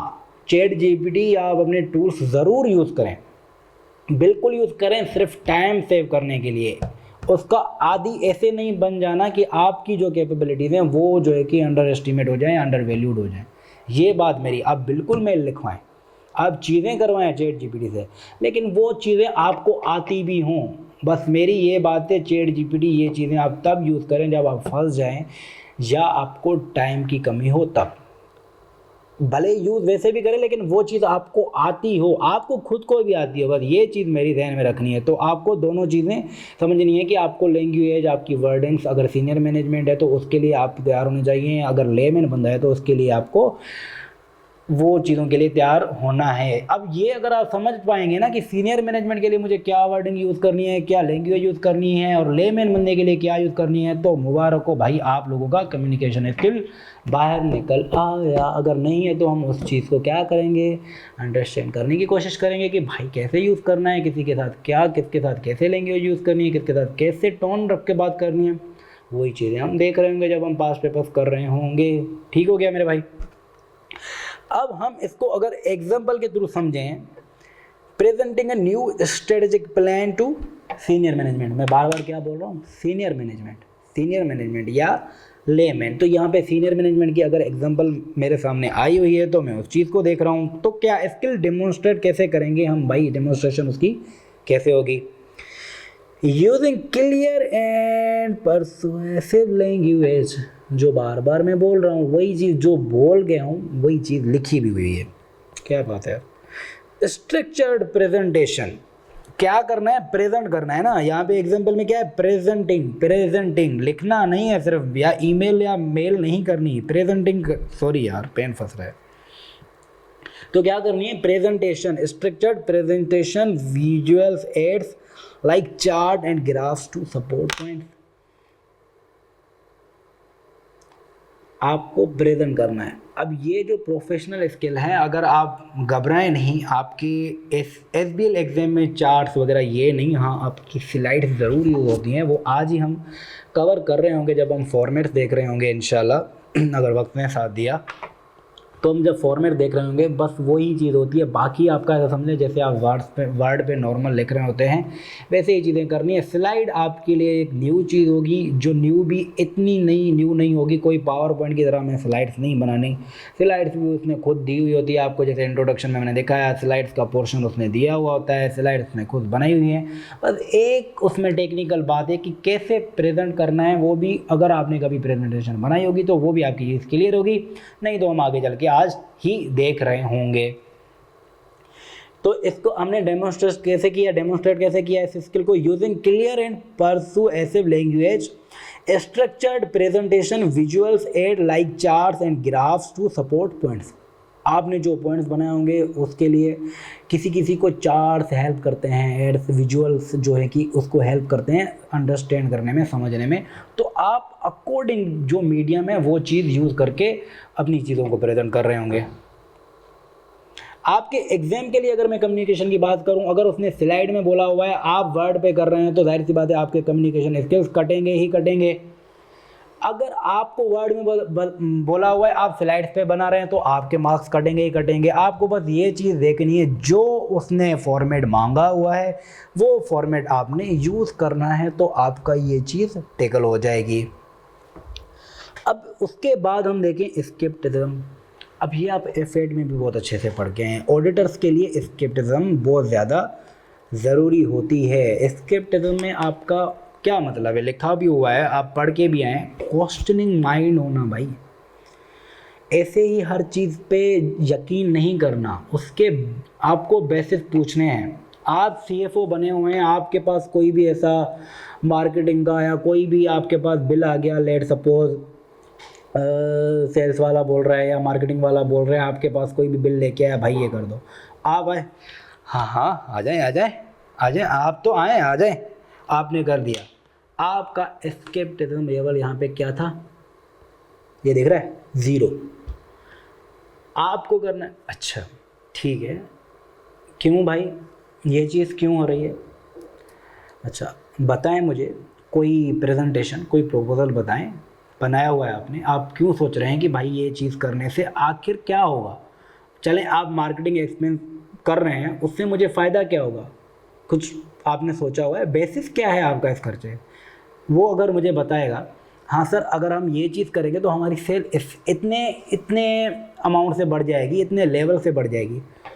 ओके अच्छा, इसका बेसिस क्या है, इसकी रियलिटी क्या है? कोई ट्रेंड, कोई कंपैरिजन, कोई इंडस्ट्री प्रैक्टिस। सवाल पे सवाल पूछने हैं, ऐसे ही आँखों पे पट्टी बन गई जो है कि विश्वास या यकीन नहीं करना है हमें। ये आपका क्या है? स्केप्टिज्म लेवल है आपका। डेफिनेशन क्या है? Questioning information and assumption, critically evaluating evidences and challenging conclusions. जो चीज़ें एज एन ऑडिटर आपको जब एविडेंस मिलते हैं तो उस पर ऐसे ही यकीन नहीं कर लेना। हो सकता है उसने आपके लिए वो चीज़ एविडेंसेस सिर्फ सजा के रखे हैं कि भाई ऑडिटर भाई आएंगे, ये चीज़ हम उनके सामने रख देंगे, बनी बनाई हुई हो, आप देखो उनको। अगर चीज़ें सारी पॉजिटिव हैं तो वहाँ पे दिमाग लगाओ कि सब चीज़ें पॉजिटिव आ कैसे सकती हैं। अगर आई हैं तो उनका बेसिस ज़रूर लो कि भाई जस्टिफिकेशन दो, चलो ठीक है पॉजिटिव है, इसका पीछे बैकग्राउंड क्या है, पीछे बैकग्राउंड क्या है इस चीज़ का। तो वो सब चीज़ें ऐसे ही अंधाधुन यकीन नहीं करना है। तो वो आपका क्या होगा, स्केप्टिज्म लेवल आपका वहाँ पे टेस्ट होगा। एग्जांपल्स के थ्रू समझ लेते हैं। Assessing the validity of suppliers claims about their product quality. अब स्किल कैसे डेमोन्स्ट्रेट होगा इसमें, asking probing questions, requesting supporting evidence, verifying information independently. भाई आपको मिल तो गया सप्लायर के क्लेम्स का, उसकी क्वालिटी के लिए कुछ भी, आप इंडिपेंडेंटली एविडेंस लो, उस पर यकीन बस नहीं करना है। स्केप्टिज्म आपका एसबीएल के टेस्ट लेवल पे ऐसे चूज होगा या कुछ होगा, आपको क्वेश्चनिंग माइंड, आपको जो चीज़ दी होगी उसमें आप एक आध सवाल पूछ लेंगे, आप कोई चीज़ चैलेंज कर लेंगे, यार आपकी नज़र में, आप ये बोलेंगे कि मेरी नज़र में ये चीज़ शायद ऐसे नहीं होनी चाहिए, डू यू थिंक, आपको ऐसे करना है, आपको वर्ड चूज़ करना है अकॉर्डिंग टू लेवल, आप किस मैनेजमेंट से, आपको इस रिपोर्ट, वो जो रिपोर्ट होगी जहाँ पे अगर आपका स्केप्टिज्म लेवल यूज जो स्किल टेस्ट हो रहा होगा सॉरी, तो वहाँ पे आपको ये चीज़ questioning, do you think, I don't think so, आपको क्वेश्चन करना है, आपको आर्ग्यूमेंट्स करनी है, समझ रहे हैं वो चीज़। तो आपका क्या होगा, स्केप्टिज्म जो लेवल जो स्किल होगा वो आपका वहाँ पे फुलफिल कर रहे होंगे आप। अब ये है आपका कमर्शियल अक्यूमेंट। मैंने आपको इंट्रोडक्शन क्लास में भी शायद ये बताया था, प्री सीन के आने के बाद आपका ये जो स्किल है ना, इसके अंडरस्टैंडिंग के आपके चांसेस और बढ़ गए।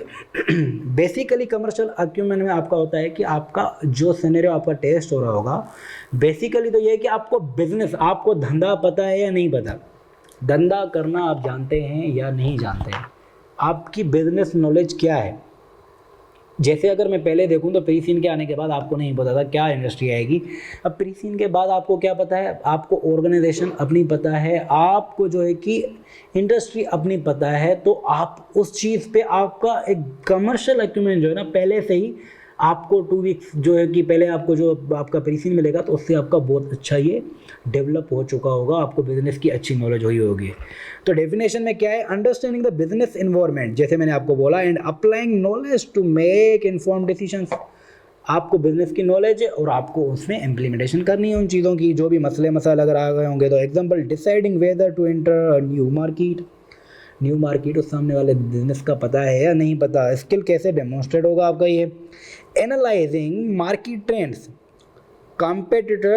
Competitor analysis, financial forecasting, risk management, ये सारी चीज़ें आप देख रहे होंगे कि भाई मार्केट का ट्रेंड क्या है, जिस मार्केट में आप घुसने जा रहे हो आइदर वो आपके लिए फेवरेबल है या नहीं है। कॉम्पिटिटर्स की एनालिसिस देखेंगे आप उसमें, तो आपको पता चलेगा कि आइदर ये मार्केट फेवरेबल है भी या नहीं है, इस मार्केट में घुसना चाहिए भी या नहीं चाहिए। इसके बहुत अच्छे मॉडल्स हम आगे चल के पढ़ेंगे भी सही, तो बहुत इंशाल्लाह बहुत अच्छे से ये चीज़ें आपको समझ आ जाएंगी।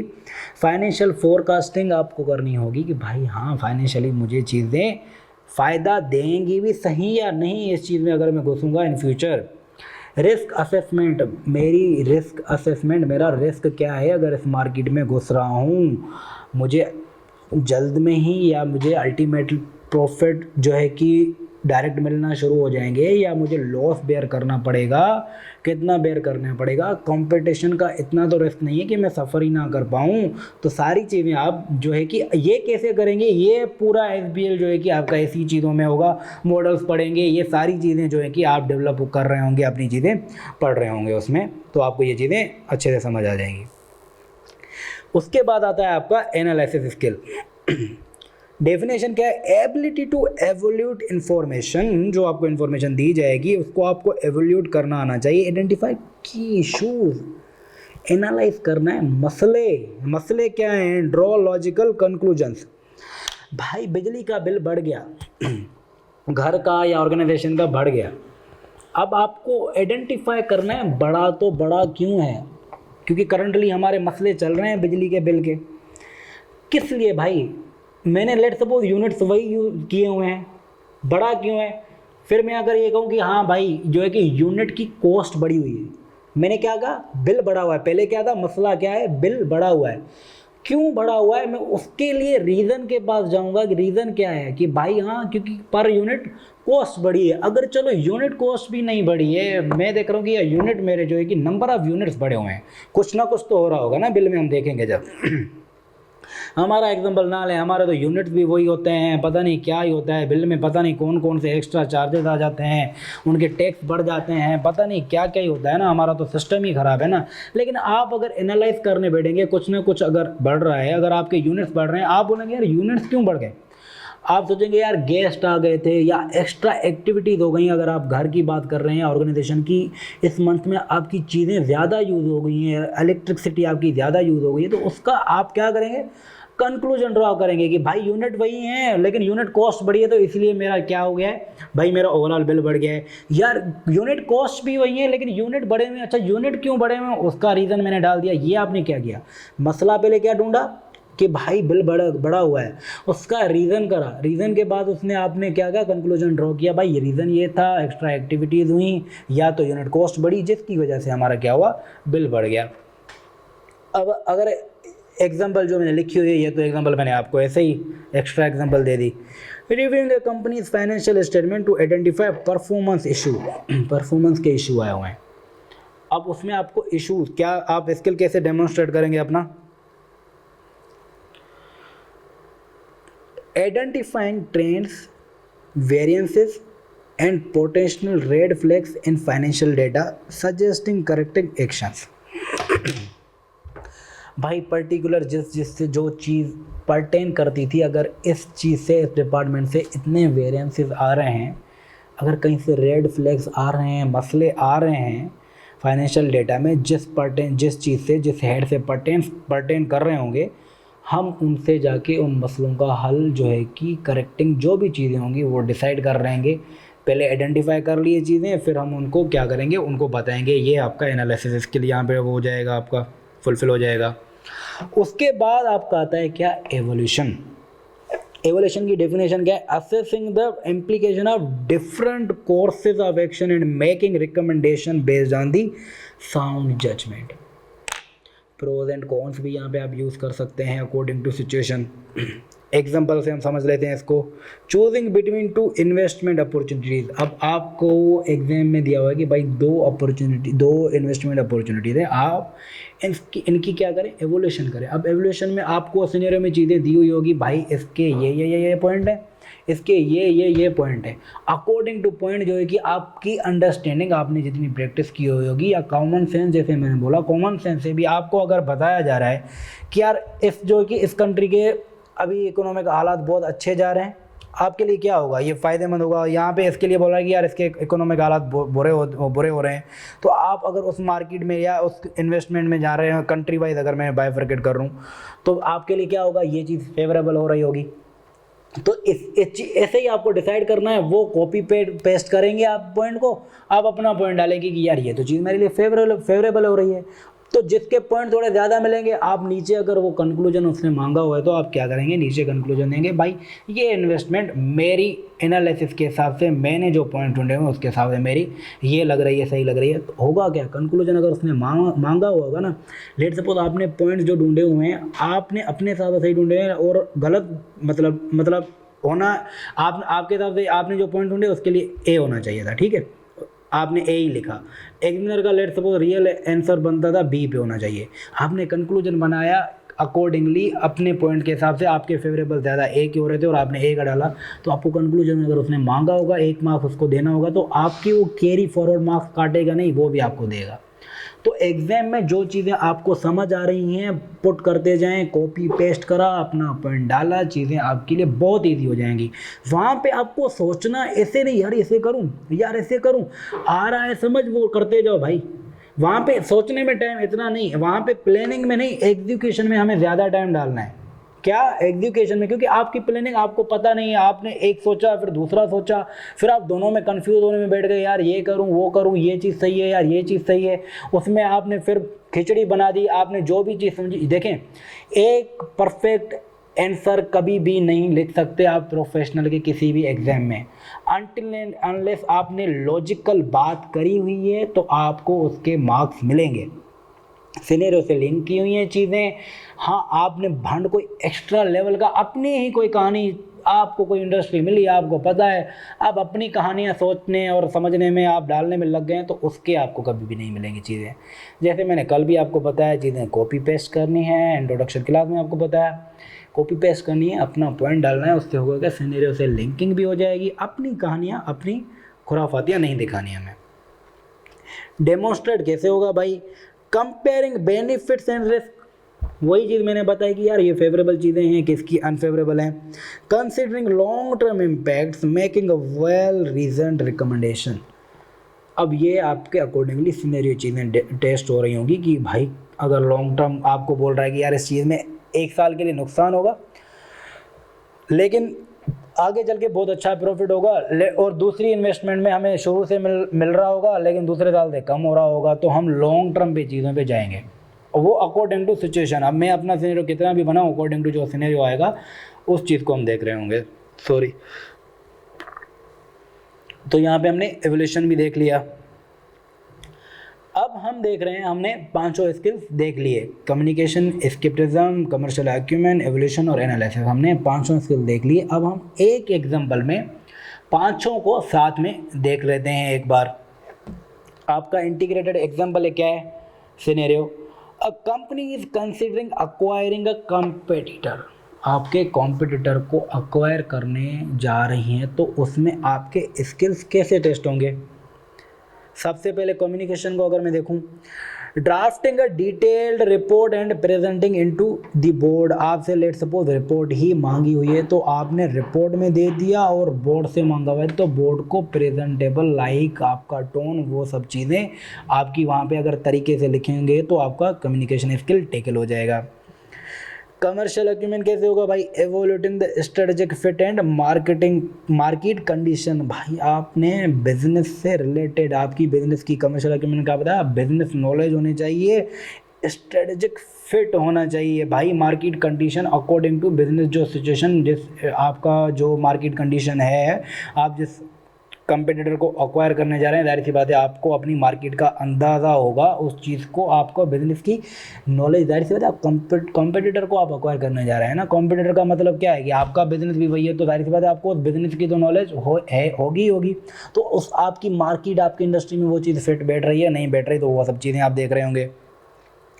Analysis, reviewing financial and operational synergies, financial भाई आपको क्या, फाइनेंशियल क्या फ़ायदे होंगे, ऑपरेशनल क्या फ़ायदे होंगे, सिनर्जीज आपको क्या क्रिएट हो रही होंगी, क्या अल्टीमेटली जब आप मर्ज हो जाएंगे कॉम्पिटिटर को अक्वायर करके, क्या क्या सिनर्जीज आपकी हो रही होंगी।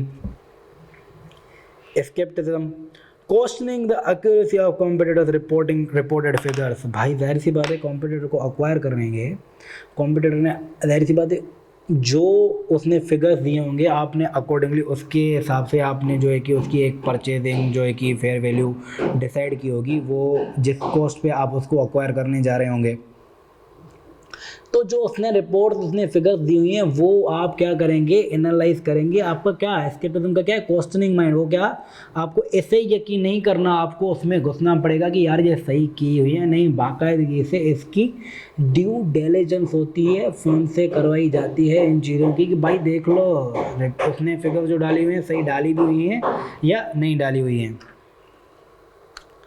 उसके बाद आ जाता है evolution, weighing the pros and cons of the acquisition and providing a recommendation। मैंने क्या बोला, एवोल्यूशन में हम क्या करेंगे, प्रोज एंड कॉन्स को भी चीज़ें देख रहे होंगे भाई, जिस चीज़ को अक्वायर करने जा रहे हो उसके फ़ायदे नुकसान देखेंगे, अगर नुकसान होंगे तो रिकमेंडेशन कर रहे होंगे कि भाई आइदर वो चीज़ें हमारे लिए फ़ायदेमंद है भी या नहीं, ऐसे ही अक्वायर करने जा रहे होंगे, तो ऐसे भी हमारा क्या होगा, एवोल्यूशन का हमारा जो होगा स्किल वो होगा फुलफिल हो रहा होगा। समझ आ गई मेरी बात भाई। तो यही चीज़ है, अगर मैंने इसको ऐसे बनाया है और चैप्टर 1 में भी ये ऐसे ही है। अब इसमें थोड़ी लंबी हुई है, आपकी बुकिश नॉलेज है, आप इसको एक बार पढ़ लीजिएगा। आपको मैं चीज़ें कर तो चुका हूँ, इसको भी एक बार आप अपने हिसाब से पढ़ लीजिएगा, लेकिन आपको मैंने समराइज चीज़ें दिखा दी हैं। अब मैं आपको एक बार ये चीज़ दिखा दूँ, फिर हम फॉर्मेट्स पे आते हैं। ये आपका है टेस्टिंग प्लेटफॉर्म, जहाँ आप प्रैक्टिस कर रहे होंगे। प्रोफेशनल स्किल्स, मैं आपको वो डिटेल और बात क्यों नहीं पढ़ा रहा, मैं दिखाना चाह रहा हूँ कि एग्जामिनर प्रोफेशनल स्किल कैसे टेस्ट कर रहा होता है। ये आपके ऊपर रिक्वायरमेंट है, मैं आपको फॉर्मेट्स के टाइम पे वो पढ़ा दूंगा, दिखा दूंगा क्या हो रहा है। Professional skills marks are available for demonstrating analysis. कौन सा स्किल भाई आपका टेस्ट हो रहा है यहाँ पे? आपका यहाँ पे स्किल टेस्ट हो रहा है एनालिसिस स्किल, जो हम अभी नीचे पढ़ के आए हैं। लेकिन एग्जामिनर हमेशा वो आपके स्किल की डेफिनेशन सामने दे देता है। तो आप तो बोलेंगे सर ये तो आपने क्या ही मतलब हमें बना दिया, क्या पढ़ा दिया। वो जो सारी चीज़ें पढ़ाई हैं वो आपको बिल्ड करनी है अपने अंदर, वो क्वालिटीज़ होनी चाहिए। कम्युनिकेशन जो मैंने आपको बताया, आपको बात करने का तरीका आना चाहिए। प्रोफेशनल लेवल मैंने आपको प्रैक्टिकल, मेरा सिर्फ काम में पर्चा पास कराने के लिए आपको नहीं पढ़ा रहा। प्रोफेशनल स्किल्स में इस पे इतनी बकवास या इतनी लंबी इसलिए कर रहा हूँ ताकि ये चीज़ें आप में बिल्ट इन, आप में बन जाएं भाई, आप ताकि अगर मार्केट में जाएं तो आप बता के आएँ कि किससे पढ़ के आएँ। कई सारे बच्चे हैं, मैं आपको प्रोफेशनल लाइफ का क्या एग्जांपल दूं, नहीं है उसमें प्रोफेशनल मैनर्स, उनमें नहीं है। अगर पेपर के लिए पढ़ेंगे सिर्फ तो आप पेपर के लिए ही रह जाएंगे, पेपर जैसे पास होगा आप प्रोफेशनल लेवल के लिए, प्रोफेशनल मार्केट में जाने के लिए बिल्कुल भी तैयार नहीं होंगे। वो आपको बिल्ट इन उसमें होनी चाहिए। आपको जर्नल पता हो कि भाई स्क्रिप्टिज्म का मतलब क्या है, कम्युनिकेशन का क्या है, एनालिसिस में मुझे क्या करना है, एवोल्यूशन में क्या करना है, कमर्शियल अक्यूमेंट का मतलब क्या है। मेरी जिम्मेदारी थी आपको पेपर के हिसाब से पढ़ाऊँ, पेपर के हिसाब से भी पढ़ा दिया, लेकिन लाइफ लेसन के लिए आगे थ्रू आउट दी आपकी जर्नी सिर्फ एससीसी नहीं है, एससीसी के बाद आपकी प्रैक्टिकल लाइफ शुरू होगी, उसमें आपके बहुत सारी चीज़ें ये काम आ रही होंगी। अब उसने क्या कहा है, एनालिसिस स्किल कैसे फुलफिल होगा, in considering the most significant factors, in considering the most significant factors effect in the proposal. जो उसने रिक्वायरमेंट दी है ना उसके मोस्ट सिग्निफिकेंट, आपने ऐसे ही आम दाम कोई चीज़ नहीं ढूंढ ली, मोस्ट सिग्निफिकेंट। अब ये कैसे होगा, ये जब हम प्रैक्टिस करेंगे, आप ज़्यादा से ज़्यादा प्रैक्टिस करेंगे, आपको चीज़ें पता चलेगी क्या चीज़ किस चीज़ की सिग्निफिकेंस है क्या। जब हम सिनेरियो पढ़ेंगे तो अब अभी तक हमने पढ़ा नहीं है तो आहिस्ता आहिस्ता हो जाएंगे। तो मैं आपको दूसरा भी एक देख देते हैं हम प्रोफेशनल स्किल क्या हुआ है। Professional skills marks are available demonstrating communication skill. अब कम्युनिकेशन स्किल के इसने सामने क्या बोला है, in clarifying the most relevant information. भाई आपने ऐसा नहीं है धमाके इन्फॉर्मेशन डालते गए हैं, रिलेवेंट टू द पॉइंट आपको चीज़ें रखनी है। यही हमने कम्युनिकेशन में बताया है कि भाई कंसेंसली और आपकी चीज़ें टू द पॉइंट होनी चाहिए, लंबी ना होनी चाहिए, टोन सही होनी चाहिए, प्रॉपर फॉर्मेट में होना चाहिए। फॉर्मेट इसने क्या मांगा हुआ है यहाँ पे, प्रेजेंटेशन स्लाइड मांगा हुआ है, तो आपको प्रेजेंटेशन स्लाइड में ही डालना है। समझ गए मेरे भाई। अगर मैं आपको दूसरे भी स्किल दिखा दूँ कि इसने क्या करा हुआ है, जब तक आप इनको दोनों यहाँ इसको ऊपर नीचे नहीं करेंगे, पूरा इसको ऊपर नीचे नहीं करेंगे तो आपको ये नेक्स्ट में नहीं जाने देगा। हम ये नेक्स्ट टास्क में आ गए। अब टास्क में होगा क्या, ये आपका सिर्फ टास्क चेंज होगा, बाकी स्क्रीन आपकी सेम रहेगी। अब इससे आपने क्या पूछा हुआ है, सबसे पहले अगर मैं देखूँ प्रोफेशनल स्किल को, professional skills marks are available for demonstrating skepticism. सारे पूछेगा ये, आपसे मैंने कहा कैश मार्क्स हैं और सारे आपके टेस्ट होंगे। And probing the discussion of the board in relation to the result from staff survey. Staff survey की आपकी ये पड़ी हुई है, जब हम पूरा सॉल्व करेंगे तो इसको अच्छे से बिल्कुल समझेंगे। लेकिन उसने क्या बोला है, probing the discussion of the board in relation to the, जो रिजल्ट उसने बात बताई होगी, डिस्कशन जो की हुई है उसमें आप चैलेंज करेंगे, आप उसमें आर्ग्यू करेंगे, आप सवालात पूछेंगे, तो आपका वो स्किल आपका यहाँ पे टेकल हो जाएगा। नीचे क्या पूछ रहा है, कौन सा स्किल हो रहा है आपका, कमर्शियल अक्यूमेंट। कमर्शियल अक्यूमेंट क्यों, and demonstrating awareness of extent to which talent management could support PSSS। ये आपकी रिक्वायरमेंट अभी समझ नहीं आएगी तो मुझे ये आपको दिखाने के, चले लास्ट स्किल भी पढ़ लेते हैं। दिखाने का मतलब ये है कि एग्जामिनर जो है कि ये चीज़ आपको ऐसा समझ लें, स्किल कैसे टेस्ट करना है उसकी डेफिनेशन या उसका वो आपको प्लान पहले ही दे देता है, भाई इस चीज़ को करोगे तो फिर आपका ये स्किल फुलफिल होगा। Professional skills marks available in part B, मतलब सिर्फ इसके लिए बोल रहा है। डेमोन्स्ट्रेटिंग एवोल्यूशन स्किल, आपके पाँचों के पाँचों स्किल हो गए। एवोल्यूशन स्किल किसके?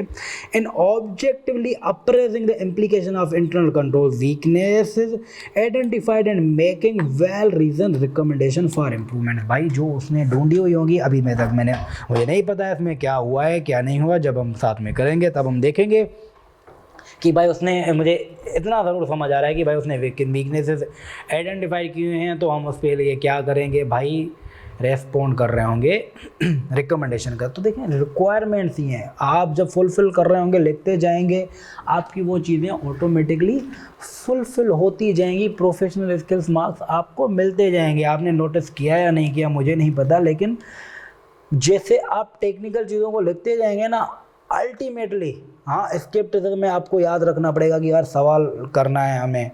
जब इसमें अगर पूछा है उसने ये है कि रिकमेंडेशन करना है, और आप रिकमेंडेशन तो वैसे ही करेंगे, जाहिर सी बात है। इसकी रिक्वायरमेंट क्या है? Evaluate the potential impact of weaknesses identified, उसने आइडेंटिफाइड की हुई है in PSS, internal controls activities and recommend actions to address these weaknesses.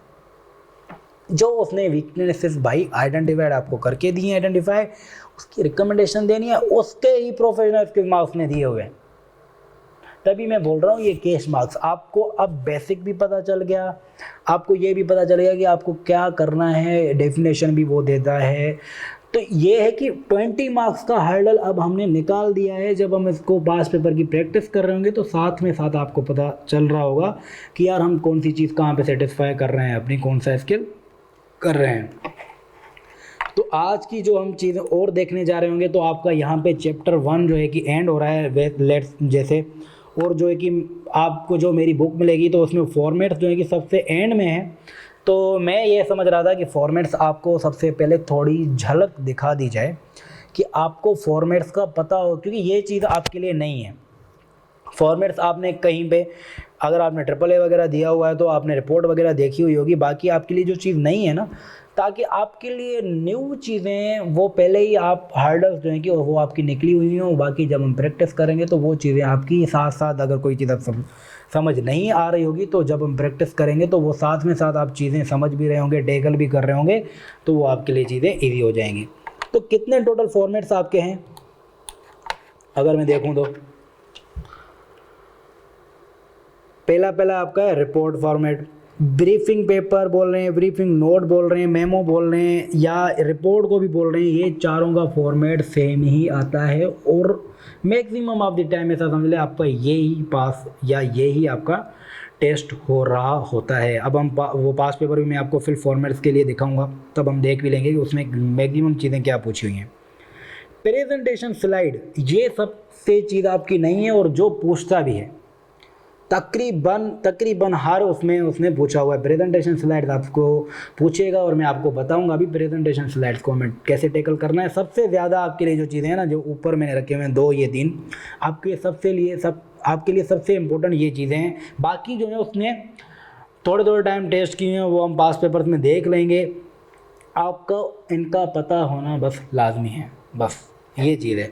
Letter format है, प्रेस रिलीज़ या वेब रिलीज़, ये भी चीज़ आपके लिए नहीं है। वीकनेस रिकमेंडेशन नहीं आपके लिए नहीं होगी, बिल्कुल सिर्फ टेबल पुट करके करना है। रिस्क एंड मिटिगेशन फैक्टर, वो भी आपके लिए सिर्फ टेबल पुट करना है। बिजनेस केस फॉर्मेट, ये भी सिंपल है, लेकिन आपको सुनने में आपको चीज़ वो लग रही होगी। प्रोजेक्ट इनिशिएशन डॉक्यूमेंट, ये भी चीज़ आपके लिए नहीं है। नीचे आपको मैं बता देता हूँ क्या है। सबसे पहले क्या है भाई, रिपोर्ट फॉर्मेट। भाई कैसे बनाना है, जैसे वर्ड खोलेंगे आप सबसे पहले क्या करेंगे भाई, रिपोर्ट लिखेंगे, टू लिखेंगे, फ्रॉम लिखेंगे, सब्जेक्ट कहाँ से ढूंढेंगे भाई, सब चीज़ आप वहीं से ढूंढेंगे। आपको जो डेटा दिया हुआ है आपके एग्जाम क्वेश्चन में से, डेट आपको वहीं दी हुई होगी। मैं आपको अभी दिखाता हूँ प्लेटफॉर्म पे चल के। इंट्रोडक्शन में क्या लिखना है, दिस रिपोर्ट, सिर्फ क्या लिखना है, this report, this briefing paper, this memo, this email लिखना है। बाकी जो उसने रिक्वायरमेंट पूछी होगी ना, वो ही कॉपी पेस्ट करके यहाँ पे डाल देंगे। कॉपी पेस्ट करना आना चाहिए, एसबीएल आपका पास है भाई, कहीं नहीं जाएगा। कॉपी पेस्ट बस यकीन करना है आप। ये जितना इस पेपर का हवा बना होगा ना, बच्चा जो यकीन नहीं करता कि यार कॉपी पेस्ट करना है, ये कॉपी पेस्ट करना है, तो अगर ये ऐसे ही करेंगे तो आप जाहिर सी बात है हार्डल्स आप फेस करेंगे। अगर आप टीचर के पास आए हैं तो उसकी बातों पे थोड़ा भरोसा करें, करना सीखें, ताकि आपके लिए चीज़ें ईजी हों। भाई हमने भी ये चीज़ करके पास किया हुआ है, आपके सामने बैठा हूँ, मिसगाइड नहीं कर रहा आपको मैं। समझ रहे हैं, चीज़ें ईजी हैं, कुछ ज़्यादा ही ईजी हैं, क्योंकि इस पेपर का नाम बहुत बदनाम किया हुआ है। जाहिर सी बात है, जिसका रुकेगा वो तो बदनाम करेगा ही ना। एक तो महंगा पेपर है, दूसरा कंबाइन होने की वजह से इसके लिए बहुत हर्डल्स बने हुए। अब कंबाइन होने के बाद भी मैंने आपको सिलेबस में 131 पेजों के, वो भी फॉर्मेट्स के साथ अगर बुक बना के दिए, तो और कितना छोटा सिलेबस चाहते हो आप लोग, मुझे बताओ। नहीं है भाई इतना लंबा, दोनों SBL का ही है, सिर्फ P1 या P3 का लगा के मैं नहीं दिखा रहा, तो वो भी नहीं है। बस जो चीज़ जिसका रुका हुआ होगा या जिसको डिफ़िकल्ट लगा हुआ होगा, मर मर के पास हुआ होगा, वो आपको कभी भी इसके लिए पॉजिटिव आपको नहीं बताएगा। वो बोलेगा यार ये है वो है वो है। तो अगर मैं पढ़ाने बैठा हूँ तो मेरा विश्वास करें, चीज़ें ईजी हैं, बस आप उसको समझ लें। अगर आप ये भी ध्यान नहीं देंगे कि कॉपी पेस्ट कैसे करना है, फिर तो जाहिर सी बात है आप फंसेंगे, चीज़ों में फंसेंगे पूरा। अगर रिपोर्ट कोई भी हो, नीचे थोड़ा ये ब्रीफिंग पेपर और मेमो का थोड़ा जो है कि प्रेजेंटेशन में मसला हो गया है, अगर आप इससे ही समझ लें, यहाँ समझ लें रिपोर्ट, यहाँ पे यही जो है कि ब्रीफिंग पेपर आ जाएगा, यहाँ पे ही आपका ब्रीफिंग पेपर की हेडिंग आ जाएगी, यहाँ पे आपकी ब्रीफिंग नोट्स की हेडिंग आ जाएगी, अगर उसने ये पूछा हुआ है, यहीं आपकी मेमो की आपकी जो है कि हेडिंग आ जाएगी, अगर जो पूछा हुआ है अकॉर्डिंगली रेस्पेक्टिवली वो आप लिख लेंगे। टू, फ्रॉम, सब्जेक्ट, यही चीज़ें आएंगी। इंट्रोडक्शन में मैंने आपको बताया दिस रिपोर्ट लिखना है या दिस ब्रीफिंग पेपर लिखना है, ठीक है, दिस ब्रीफिंग पेपर आ जाएगा, दिस ब्रीफिंग नोट आ जाएगा, दिस मेमो आ जाएगा। सेम, सिर्फ क्या है, जो मांगा वो लिख के अकॉर्डिंगली आपको रिपोर्टिंग क्या लिखा हुआ है, कॉपी फ्रॉम क्वेश्चन, जो आपकी रिक्वायरमेंट है वो आप उसको यहाँ पे कॉपी पेस्ट करेंगे। यहाँ पे आपकी जो है कि बॉडी आएगी, आंसर की बॉडी आएगी, जो आपसे फॉर्मेट रिक्वायर्ड है। लेट सपोज ने पेस्टल मांगा हुआ है, वेयर एज चैप्टर 3 में जब पेस्टल होगा ना, मैं आपको एक ड्राफ्टिंग का वहाँ पे मैंने डाला हुआ है, वहाँ पे मैं आपको बता भी दूंगा अभी, लेकिन यहाँ पे आपको बता दूँ, यहाँ पे आपकी बॉडी ऑफ आंसर आएगी भाई। यहाँ पे आपका मेन जो आप आंसर कॉपी पेस्ट करके अपनी चीज़ें डाल रहे होंगे वो यहाँ पे आएगा। नीचे कंक्लूजन आप देंगे, सॉरी थोड़ा मैसअप हो गया पूरा नीचे कंक्लूजन आप तब देंगे, क्या लिखा हुआ है मेरे भाई, if required in the question otherwise no. अगर उसने मांगा हुआ है तो फिर देंगे, बिल्कुल फिर श्योर देंगे। अब अगर आपने छोड़ भी दिया है तो ठीक है, एक आधा मार्क आपका चला जाएगा आपका, नहीं तो हमें देना है। अगर नहीं मांगा हो तो फिर हम उसको छोड़ देंगे। और नीचे आप लिख लेंगे यूअर सिंसियरली, जो भी आपका रोल होगा accordingly scenario, according to scenario, according to जो आप पास पेपर कर रहे होंगे, तब आप प्रैक्टिस करेंगे तो आप इसके भी आदी हो जाएंगे। यहाँ पे आपको वो रोल लिखना है। तो ये सब चीज़ मैंने आप किसके लिए मैंने आपको बता दी। ये भी आपके फॉर्मेट वैसे ही ऊपर वाले की तरफ होंगे, यही कराएगी भाई। ओपनिंग पैरा वही है, दिस ब्रीफिंग पेपर वही चीज़ है, वही आपको कॉपी पेस्ट करनी है। अब आपका आता है भाई प्रेजेंटेशन स्लाइड फॉर्मेट, कैसे करना है भाई। आपको सीवी प्लेटफॉर्म पे भी मैं जाके दिखा दूंगा अभी। वैसे आपको ये स्लाइड दी होती है, नीचे आपको ऐसा ही फिर जो है कि एक समझ लें वर्ड प्रोसेसर का ही दिया होता है। उसके ऊपर क्या लिखा होता है, सपोर्टिंग नोट्स, या लिखा होता है स्पीकर नोट्स, ठीक है। अब करना क्या है, जो आपसे चीज़ पूछी गई है ना, वो आप हेडिंग डाल देंगे। यहाँ पे आप कैसे कर सकते हैं, वही रिक्वायरमेंट से भी आप कोई चीज़ कॉपी करके अपनी थोड़ी चीज़ें उसकी एक्स्ट्रा हटा के, लेट सपोज वो हेडिंग लगे। लेट सपोज उसने HR इशू पे बात की है, तो आपने क्या किया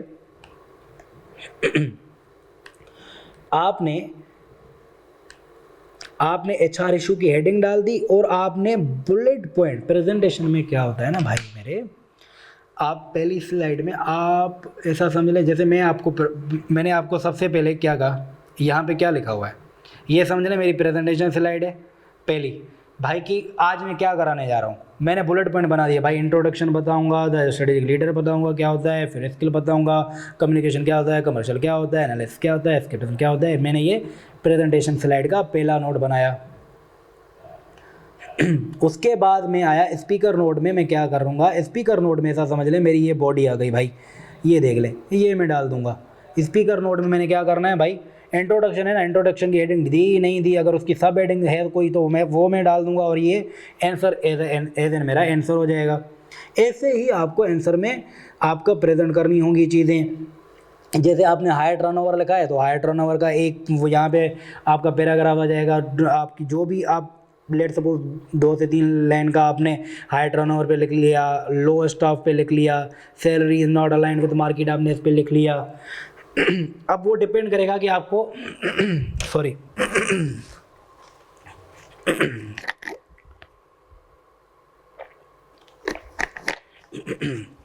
अब ये डिपेंड करता है कि आपसे कितने मार्क्स के लिए पूछा गया है।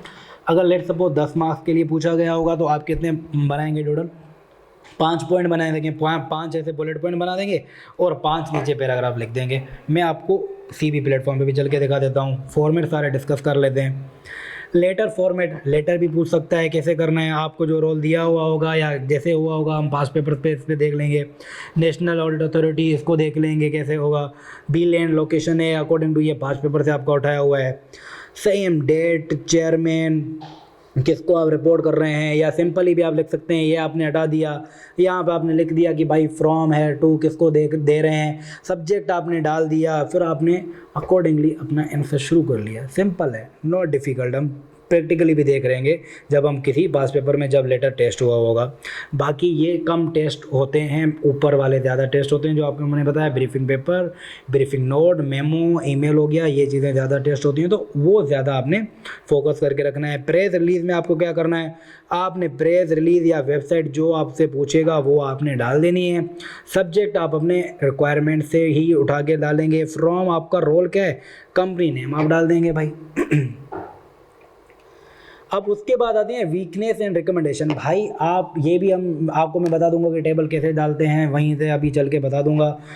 आपने ये डाली वीकनेसेस और रिकमेंडेशन डाली, और नीचे आपने अपने पॉइंट बनाते गए, भाई ये वीकनेसेस हैं, ये रिकमेंडेशन है, ये वीकनेसेस है, ये रिकमेंडेशन है। रिस्क एंड मिटिगेशन फैक्टर्स, अभी तो हमने जो रिक्वायरमेंट देखी उसमें ये बोला ना कि भाई वीकनेस से ढूंढिए, उसने रिकमेंडेशन आपको पता नहीं है। अब आपकी मर्जी है, आप इसमें पैराग्राफ फॉर्म भी यूज़ कर सकते हैं। अब उसने उस रिक्वायरमेंट जो आपने पर्टिकुलर देखी है तो आप उसको ज़्यादा रिलेट कर रहे होंगे, लेकिन उसको 1 सेकंड के लिए भूल जाएं, क्योंकि ज़्यादातर वो पूछता है आइडेंटिफाई वीकनेस, वीकनेस भी आप ढूंढो, रिकमेंडेशन भी आप बताओ। तो वीकनेस जो आपने ढूंढी होगी आप वीकनेस वाले कॉलम में लिख लिया, आप रिकमेंडेशन वाले, वो आपके लिए इजी हो जाती है। लेकिन अगर आप फिजिबल उससे नहीं है, पैराग्राफ फॉर्म में है, तो आप क्या करेंगे, वीकनेस की हेडिंग डाल दी आपने, आपने उसके लिए 2-3 लाइन का पैराग्राफ लिख दिया, नीचे आपने रिकमेंडेशन का फॉलो कर लिया। वो भी आप कर सकते हैं, लेकिन वो थोड़ा मुझे नहीं लगता फिजिबल है। लेकिन अकॉर्डिंग टू यूज़र जो आप हैं, अगर आपको जो चीज़ दी है तो दोनों चीज़ें आप लिख सकते हैं। ऐसा ही रिस्क एंड मिटिगेटिंग फैक्टर में आपको बोल सकता है identify the risk and mitigating factors भी बता दो। टेबल फॉर्म में करोगे तो वो चीज़ थोड़ा आपके लिए थोड़ा ईजी हो जाएगी। अब आता है बिजनेस के फॉर्मेट, ये भी उसने बहुत कम पूछा है, लेकिन अगर पूछता है तो क्या है भाई, current situation according to scenario है क्या, करंट सिचुएशन क्या चल रही है। प्रोपोज ऑप्शन, कहाँ भाई जाना, कहाँ जाते हो, आखिर आपका ऑब्जेक्टिव क्या है, ऑप्शंस अवेलेबल क्या हैं। बेनिफिट ऑफ प्रोपोज ऑप्शन, जो ऑप्शंस अवेलेबल हैं उनके फ़ायदे क्या हैं, नुकसान क्या हैं, वो आप यहाँ पे हेडिंग डाल के 3 चीज़ों करके ये भी बिजनेस केस भी आप ऐसे टैकल कर सकते हैं। लास्ट जो आपका आता है प्रोजेक्ट इनिशिएशन डॉक्यूमेंट। अब ये आपकी सोच होगी कि आपको ये पूरा बनाना है,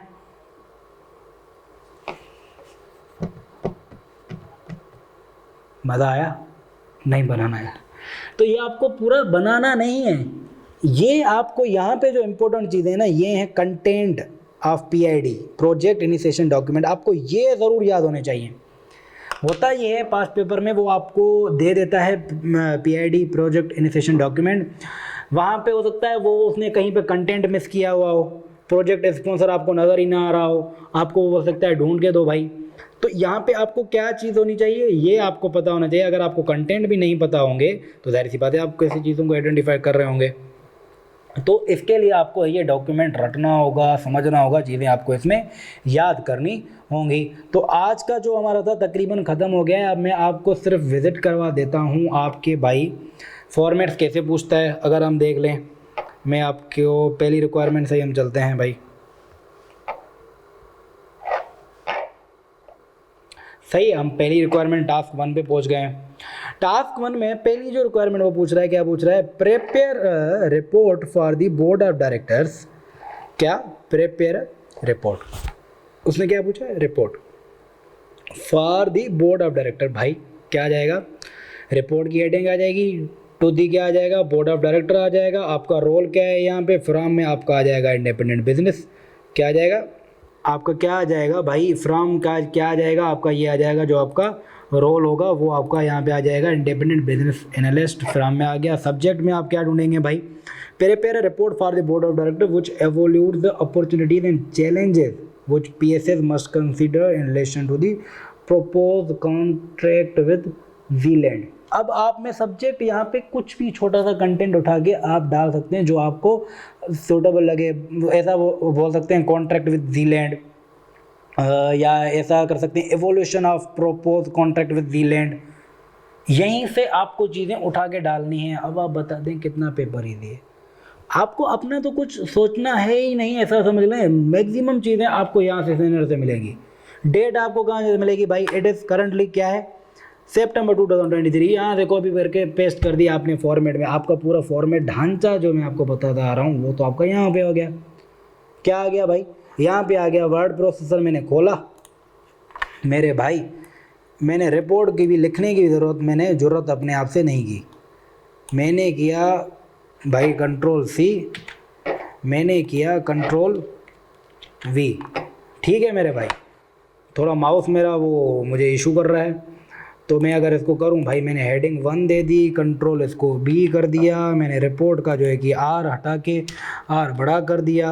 मैंने इसको क्या कहा भाई, तुम जो है ना यहाँ पे मुझे अच्छे नहीं लग रहे, यहाँ पे आ जाओ, रिपोर्ट बन के आ जाओ। ठीक हो गया मेरे भाई। मैं इसको क्या कर लेता हूँ, बड़ा कर दिया मैंने इसको। अगर मुझे लग रहा है कि यार मैं इसको अंडरलाइन कर लेता हूँ तो मुझे ज़्यादा अच्छा लगेगा। अब मैं आया, मैंने 2 किया। ठीक है, अब मेरी जो है कि वो भी यूज़ हो रही है अंडरलाइन, तो मैंने उसको मना कर दिया भाई, सॉरी। मैंने क्या किया भाई, 2 फिर सब्जेक्ट क्या है, डेट क्या है भाई, इंट्रोडक्शन। ठीक हो गया मेरे भाई। अब मैंने क्या करना है, 2 कहाँ करना है भाई मुझे, बोर्ड ऑफ डायरेक्टर। आप BOD नहीं लिखेंगे, बोर्ड ऑफ डायरेक्टर पूरा लिखेंगे।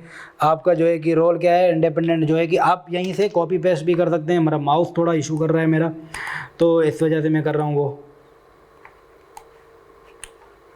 तो बेसिकली समझाने का तरीका है कि आपको ऐसे चीज़ें करनी है। अगर मैं आपको टेबल वाला भी चीज़ बता दूं, जब हम पूरा प्रैक्टिस करेंगे तो हम वो चीज़ बिल्कुल देख रहे होंगे। टेबल आपको डालना मैं अगर बता रहा था तो वो ऐसे करेंगे जैसे वीकनेसेस और रिकमेंडेशन के लिए मैं बता रहा था। क्योंकि माउस मुझे थोड़ा इशू कर रहा है तो उसी वजह से मैं थोड़ा वो कर रहा हूँ, रिलक्टेंट हो रहा हूँ। ठीक है, यहाँ पे हम वीकनेसेस की हेडिंग डाल देंगे, यहाँ पे हम वीकनेसेस की हेडिंग डाल देंगे, यहाँ पे हम रिकमेंडेशन की हेडिंग डाल देंगे। नीचे जितने भी लेट सपोज मार्क्स के लिए उसने पूछा होगा, मुझे पता है 5 मुझे वीकनेसेस और रिकमेंडेशन डालनी है, तो नीचे में 5 अपने कॉलम या रोज़ जो है कि अपने सेल ऐड कर दूंगा टेबल में, तो मेरे लिए वो चीज़ें हो जाएंगी, ईजी हो जाएंगी। ठीक हो गया, इस तरीके से हमें चीज़ें करनी है। दूसरा, मुझे आपको प्रेजेंटेशन स्लाइड दिखानी थी मेरे भाई। अब प्रेजेंटेशन स्लाइड्स में मैं देखूँ ना, अगर प्रेजेंटेशन स्लाइड्स में ये इस तरीके से कुछ दिखाता है भाई। मैंने आपको क्या बताया, स्लाइड 1, ये स्लाइड 1 हो गई। उसके नीचे स्पीकर नोट होता है। अगर आप मैं आपको रिक्वायरमेंट्स दिखा दूँ ना, रिक्वायरमेंट इसमें ही प्रेजेंटेशन स्लाइड पूछिए। हाँ, prepare 2 presentation slides with accompanying notes which can be presented at the next board meeting. क्या करना है हमें, 2 प्रेजेंटेशन स्लाइड बनानी है, और इसने 2 ही दी हुई होंगी। देखें, एक है और दूसरी है। क्या लिखा हुआ है, स्लाइड 1, इसकी जो भी आप बुलेट पॉइंट बनाएंगे इसमें आपके स्पीकर नोट पैराग्राफ वाइज जाएंगे। स्लाइड 2 ही है, इसके आपको क्या करने हैं भाई, यहाँ पे बुलेट पॉइंट बना के यहाँ पे आपको करने हैं। अब मैं आपको थोड़ा सा बता देता हूँ, चलें टेंशन ना लें। क्या करा हुआ है, प्रिपेयर 2 प्रेजेंटेशन स्लाइड्स। अब आपको यहाँ पे बताया हुआ है, यहाँ पे क्या करा हुआ है, explain the actions which PSS will need to take to comply with the EMAS. भाई मैंने यहाँ पे सेलेक्ट किया, कंट्रोल-C किया, मैं इसमें गया, मैंने कंट्रोल-V किया, मेरी ये हेडिंग हो जाएगी। इसको आप थोड़ा काट साट के करेंगे, थोड़ा सजाएंगे। जब थोड़ा बता देता हूँ, क्योंकि हम जब सोल्व करेंगे पूरा पेपर तो मैं आपको ये चीज़ अच्छे से और समझा दूंगा। थोड़ा जो है कि स्लाइड हार्डल नहीं है, बस ये समझाने का मतलब ये, क्योंकि ये चीज़ आपके लिए न्यू है। अब यहाँ पे मुझे क्या करना है, बुलेट पॉइंट के लिए मैंने इस ऑप्शन को सिलेक्ट कर लिया। टोटल मार्क्स कितने हैं मेरे इसके लिए, टोटल 10 मार्क्स हैं, और मुझे 2 चीज़ें दिखानी है। पहला ये पॉइंट हो गया, दूसरे की अगर मैं ये हेडिंग कॉपी कर लूँ कंट्रोल-C करके, मैं जाऊँगा भाई स्लाइड 1 में ही डाला है, स्लाइड 2 में जो है कि मैं ये डाल दूँगा। ये कर लिया। अब बुलेट पॉइंट में क्या करूँगा भाई, मुझे इससे रिलेटेड जो भी चीज़ लेट सपोज मिली, मैंने पहला बनाया, दूसरा बनाया, तीसरा बनाया, ठीक है, ये मैंने 3 सिर्फ पॉइंट डाल दिए। अब मैं करूँगा क्या, अगर मैं अच्छे से प्रेजेंट करना चाहता हूँ तो ये भी मेरे लिए है कि यहाँ से मैंने Ctrl+C किया, इसकी ही हेडिंग मैंने क्या किया भाई, जहाँ पे स्पीकर नोड, ये देखें क्या है, ये स्पीकर नोड है, इसमें मैं डालूंगा ये Ctrl+V किया। अब ये मेरी क्या हो जाएगी भाई, मेरे इसको सेलेक्ट करके मैंने बोल्ड कर दिया। अब मेरी मर्जी है, इसको मैं सेंटर में करूँ, यहाँ पे मुझे अच्छी लग रही है तो मैं इसका क्या बना दूंगा, यहाँ पे मैं इसका पैराग्राफ एक बना दूंगा, ठीक है, मेरी मर्जी से 2-3 लाइन जो भी मुझे इजी लगेंगी मैं ऐसे करता जाऊंगा, ठीक है। बताने का मकसद ये ऊपर वाले पॉइंट का आपने वो करा, यहाँ पे आपने उसके ही रिलेटेड पैराग्राफ बना दिया। अगर बुलेट पॉइंट नहीं भी दे रहा एग्जामिनर आपका समझ जाएगा कि भाई इसने इसके लिए आपने सीक्वेंस से ही रख के आपको वो चीज़ करनी है। प्रेजेंटेशन स्लाइड बनाना मुश्किल नहीं है, इसको बताने का मेरा मतलब सिर्फ ये था। ये जो कारस्तानी की है सिर्फ आपकी वजह से की है मैंने, ठीक है, समझाने के लिए और टाइम बचाने के लिए। हम बुलेट पॉइंट्स जो कि अकॉर्डिंग टू सिनेरियो होंगे, जब हम इस पास्ट पेपर को सोल्व करेंगे स्पेसिमेन को, तब हम देख लेंगे कौन से रिलेवेंट पॉइंट हमें मिल रहे हैं, उससे रिलेटेड हम क्या आंसर अपना बना सकते हैं। तो ये था, हमने देख लिया कि फॉर्मेट्स वो कैसे पूछता है, रिपोर्ट्स का मैंने आपको बता दिया, यहाँ पे प्रेजेंटेशन टू स्लाइड्स का बता दिया, जो चीज़ आपके लिए थी। बाकी आई थिंक इसमें कुछ नहीं पूछा हुआ होगा ऐसी कोई रिक्वायरमेंट्स। अगर आज का हम देखें तो हमने क्या किया चीज़ें तो हमने चैप्टर 1 से देखा, जो हमने देखा कि भाई इंट्रोडक्शन हमने देख लिया। स्ट्रेटेजिक लीडर मैंने आपको बताया कि उसकी क्वालिटी क्या होती है, भाई थिंकिंग स्ट्रेटेजिकली होता है, भाई बीइंग स्ट्रेटेजिक लीडर क्या होता है, उसकी क्वालिटीज़ मैंने आपको बताई। लॉन्ग टर्म पर्सपेक्टिव होना चाहिए, सिर्फ जो है कि शेयर होल्डर्स के लिए नहीं, स्टेक होल्डर्स के लिए, पूरे स्टेक होल्डर्स के लिए सोचना है हमें। स्किल्स मैंने आपको समझा दी है अपनी दूसरी प्रेजेंटेशन से वो भी आपको मिल जाएगी, टेंशन ना लें। अगर नहीं मिले तो आप मुझे कांटेक्ट कर सकते हैं कि भाई ये अवेलेबल नहीं है, जो भी डेटा जो भी चीज़ मैं यहाँ पे पढ़ा हूँ अगर नहीं है तो आप मुझे कांटेक्ट करेंगे कि भाई पोर्टल पे अवेलेबल नहीं है, ये हमें चाहिए, तो आपको वो प्रोवाइड कर दी जाएगी, टेंशन निस्ता। यहाँ से भी आप पढ़ लेंगे, आपके थ्योरेटिकल अगर बुकिश हैं तो आप ये डेफिनेशन सारी यहीं से पढ़ लेंगे, समरीज भी दी हुई हैं। कार्ड साइड की लंबी होती है, अगर मैं इसको दोबारा भी पढ़ता, क्योंकि मैंने आपको बताया कि एग्जामिनर अपने प्रोफेशनल स्किल की डेफिनेशन खुद ही सामने दे देता है, आपके लिए इररिलेवेंट है, लेकिन एक बार पढ़ ज़रूर लीजिएगा, ठीक है मेरे भाई। ये किया, उसके बाद हमने वेरियस फॉर्मेट्स भी आज देख लिए। इंशाल्लाह अगली क्लास में मैंने जैसे आपको बताया, मैं स्ट्रेटेजिक प्लानिंग, स्ट्रेटेजिक प्रोसेस और स्ट्रेटेजिक ड्रिफ्ट देख रहे होंगे, जो आपका चैप्टर 2 होगा। इतना वो लंबा नहीं होगा, नॉर्मल चलेगा। ये भी आई थिंक क्लास 1-1.25 घंटे की होगी, उसको करेंगे। उसके बाद हम चीज़ें पास्ट पेपर्स अगर आप सोच रहे हैं कब से शुरू करेंगे, तो कोशिश करेंगे हम चैप्टर 3 से जैसे ही चीज़ें कर रहे होंगे, पास्ट पेपर P1 और P3 अभी के लिए रखें। हम कोशिश करेंगे एक्स्ट्रा जो भी एग्जाम्पल्स और देने के बजाय P1 P3 के पास्ट पेपर्स को ज़्यादा टच कर लेंगे, जो आपको अगर इस टाइम डिफ़िकल्ट लगेंगे भी तो आप थोड़ा यूज़ टू हो जाएंगे, तो अभी सफ़र कर लें ताकि आप एग्ज़ाम के टाइम पे सफ़र आपको ना करना पड़े। जब आप SBL के पास पेपर करने हम बैठेंगे तब आप सफ़र ना करें। तो ठीक हो गया, इंशाल्लाह हम अब आज की क्लास यहीं तक रखते हैं और हम इंशाल्लाह अगली क्लास में मिल रहे होंगे, जिसमें मैंने आपको बता दिया क्या पढ़ेंगे, strategic planning process, strategic drift, हम ये चीज़ें पढ़ रहे होंगे। ठीक है मेरे भाई, मुझे दीजिए इजाज़त। अल्लाह हाफ़िज़, थैंक यू सो मच।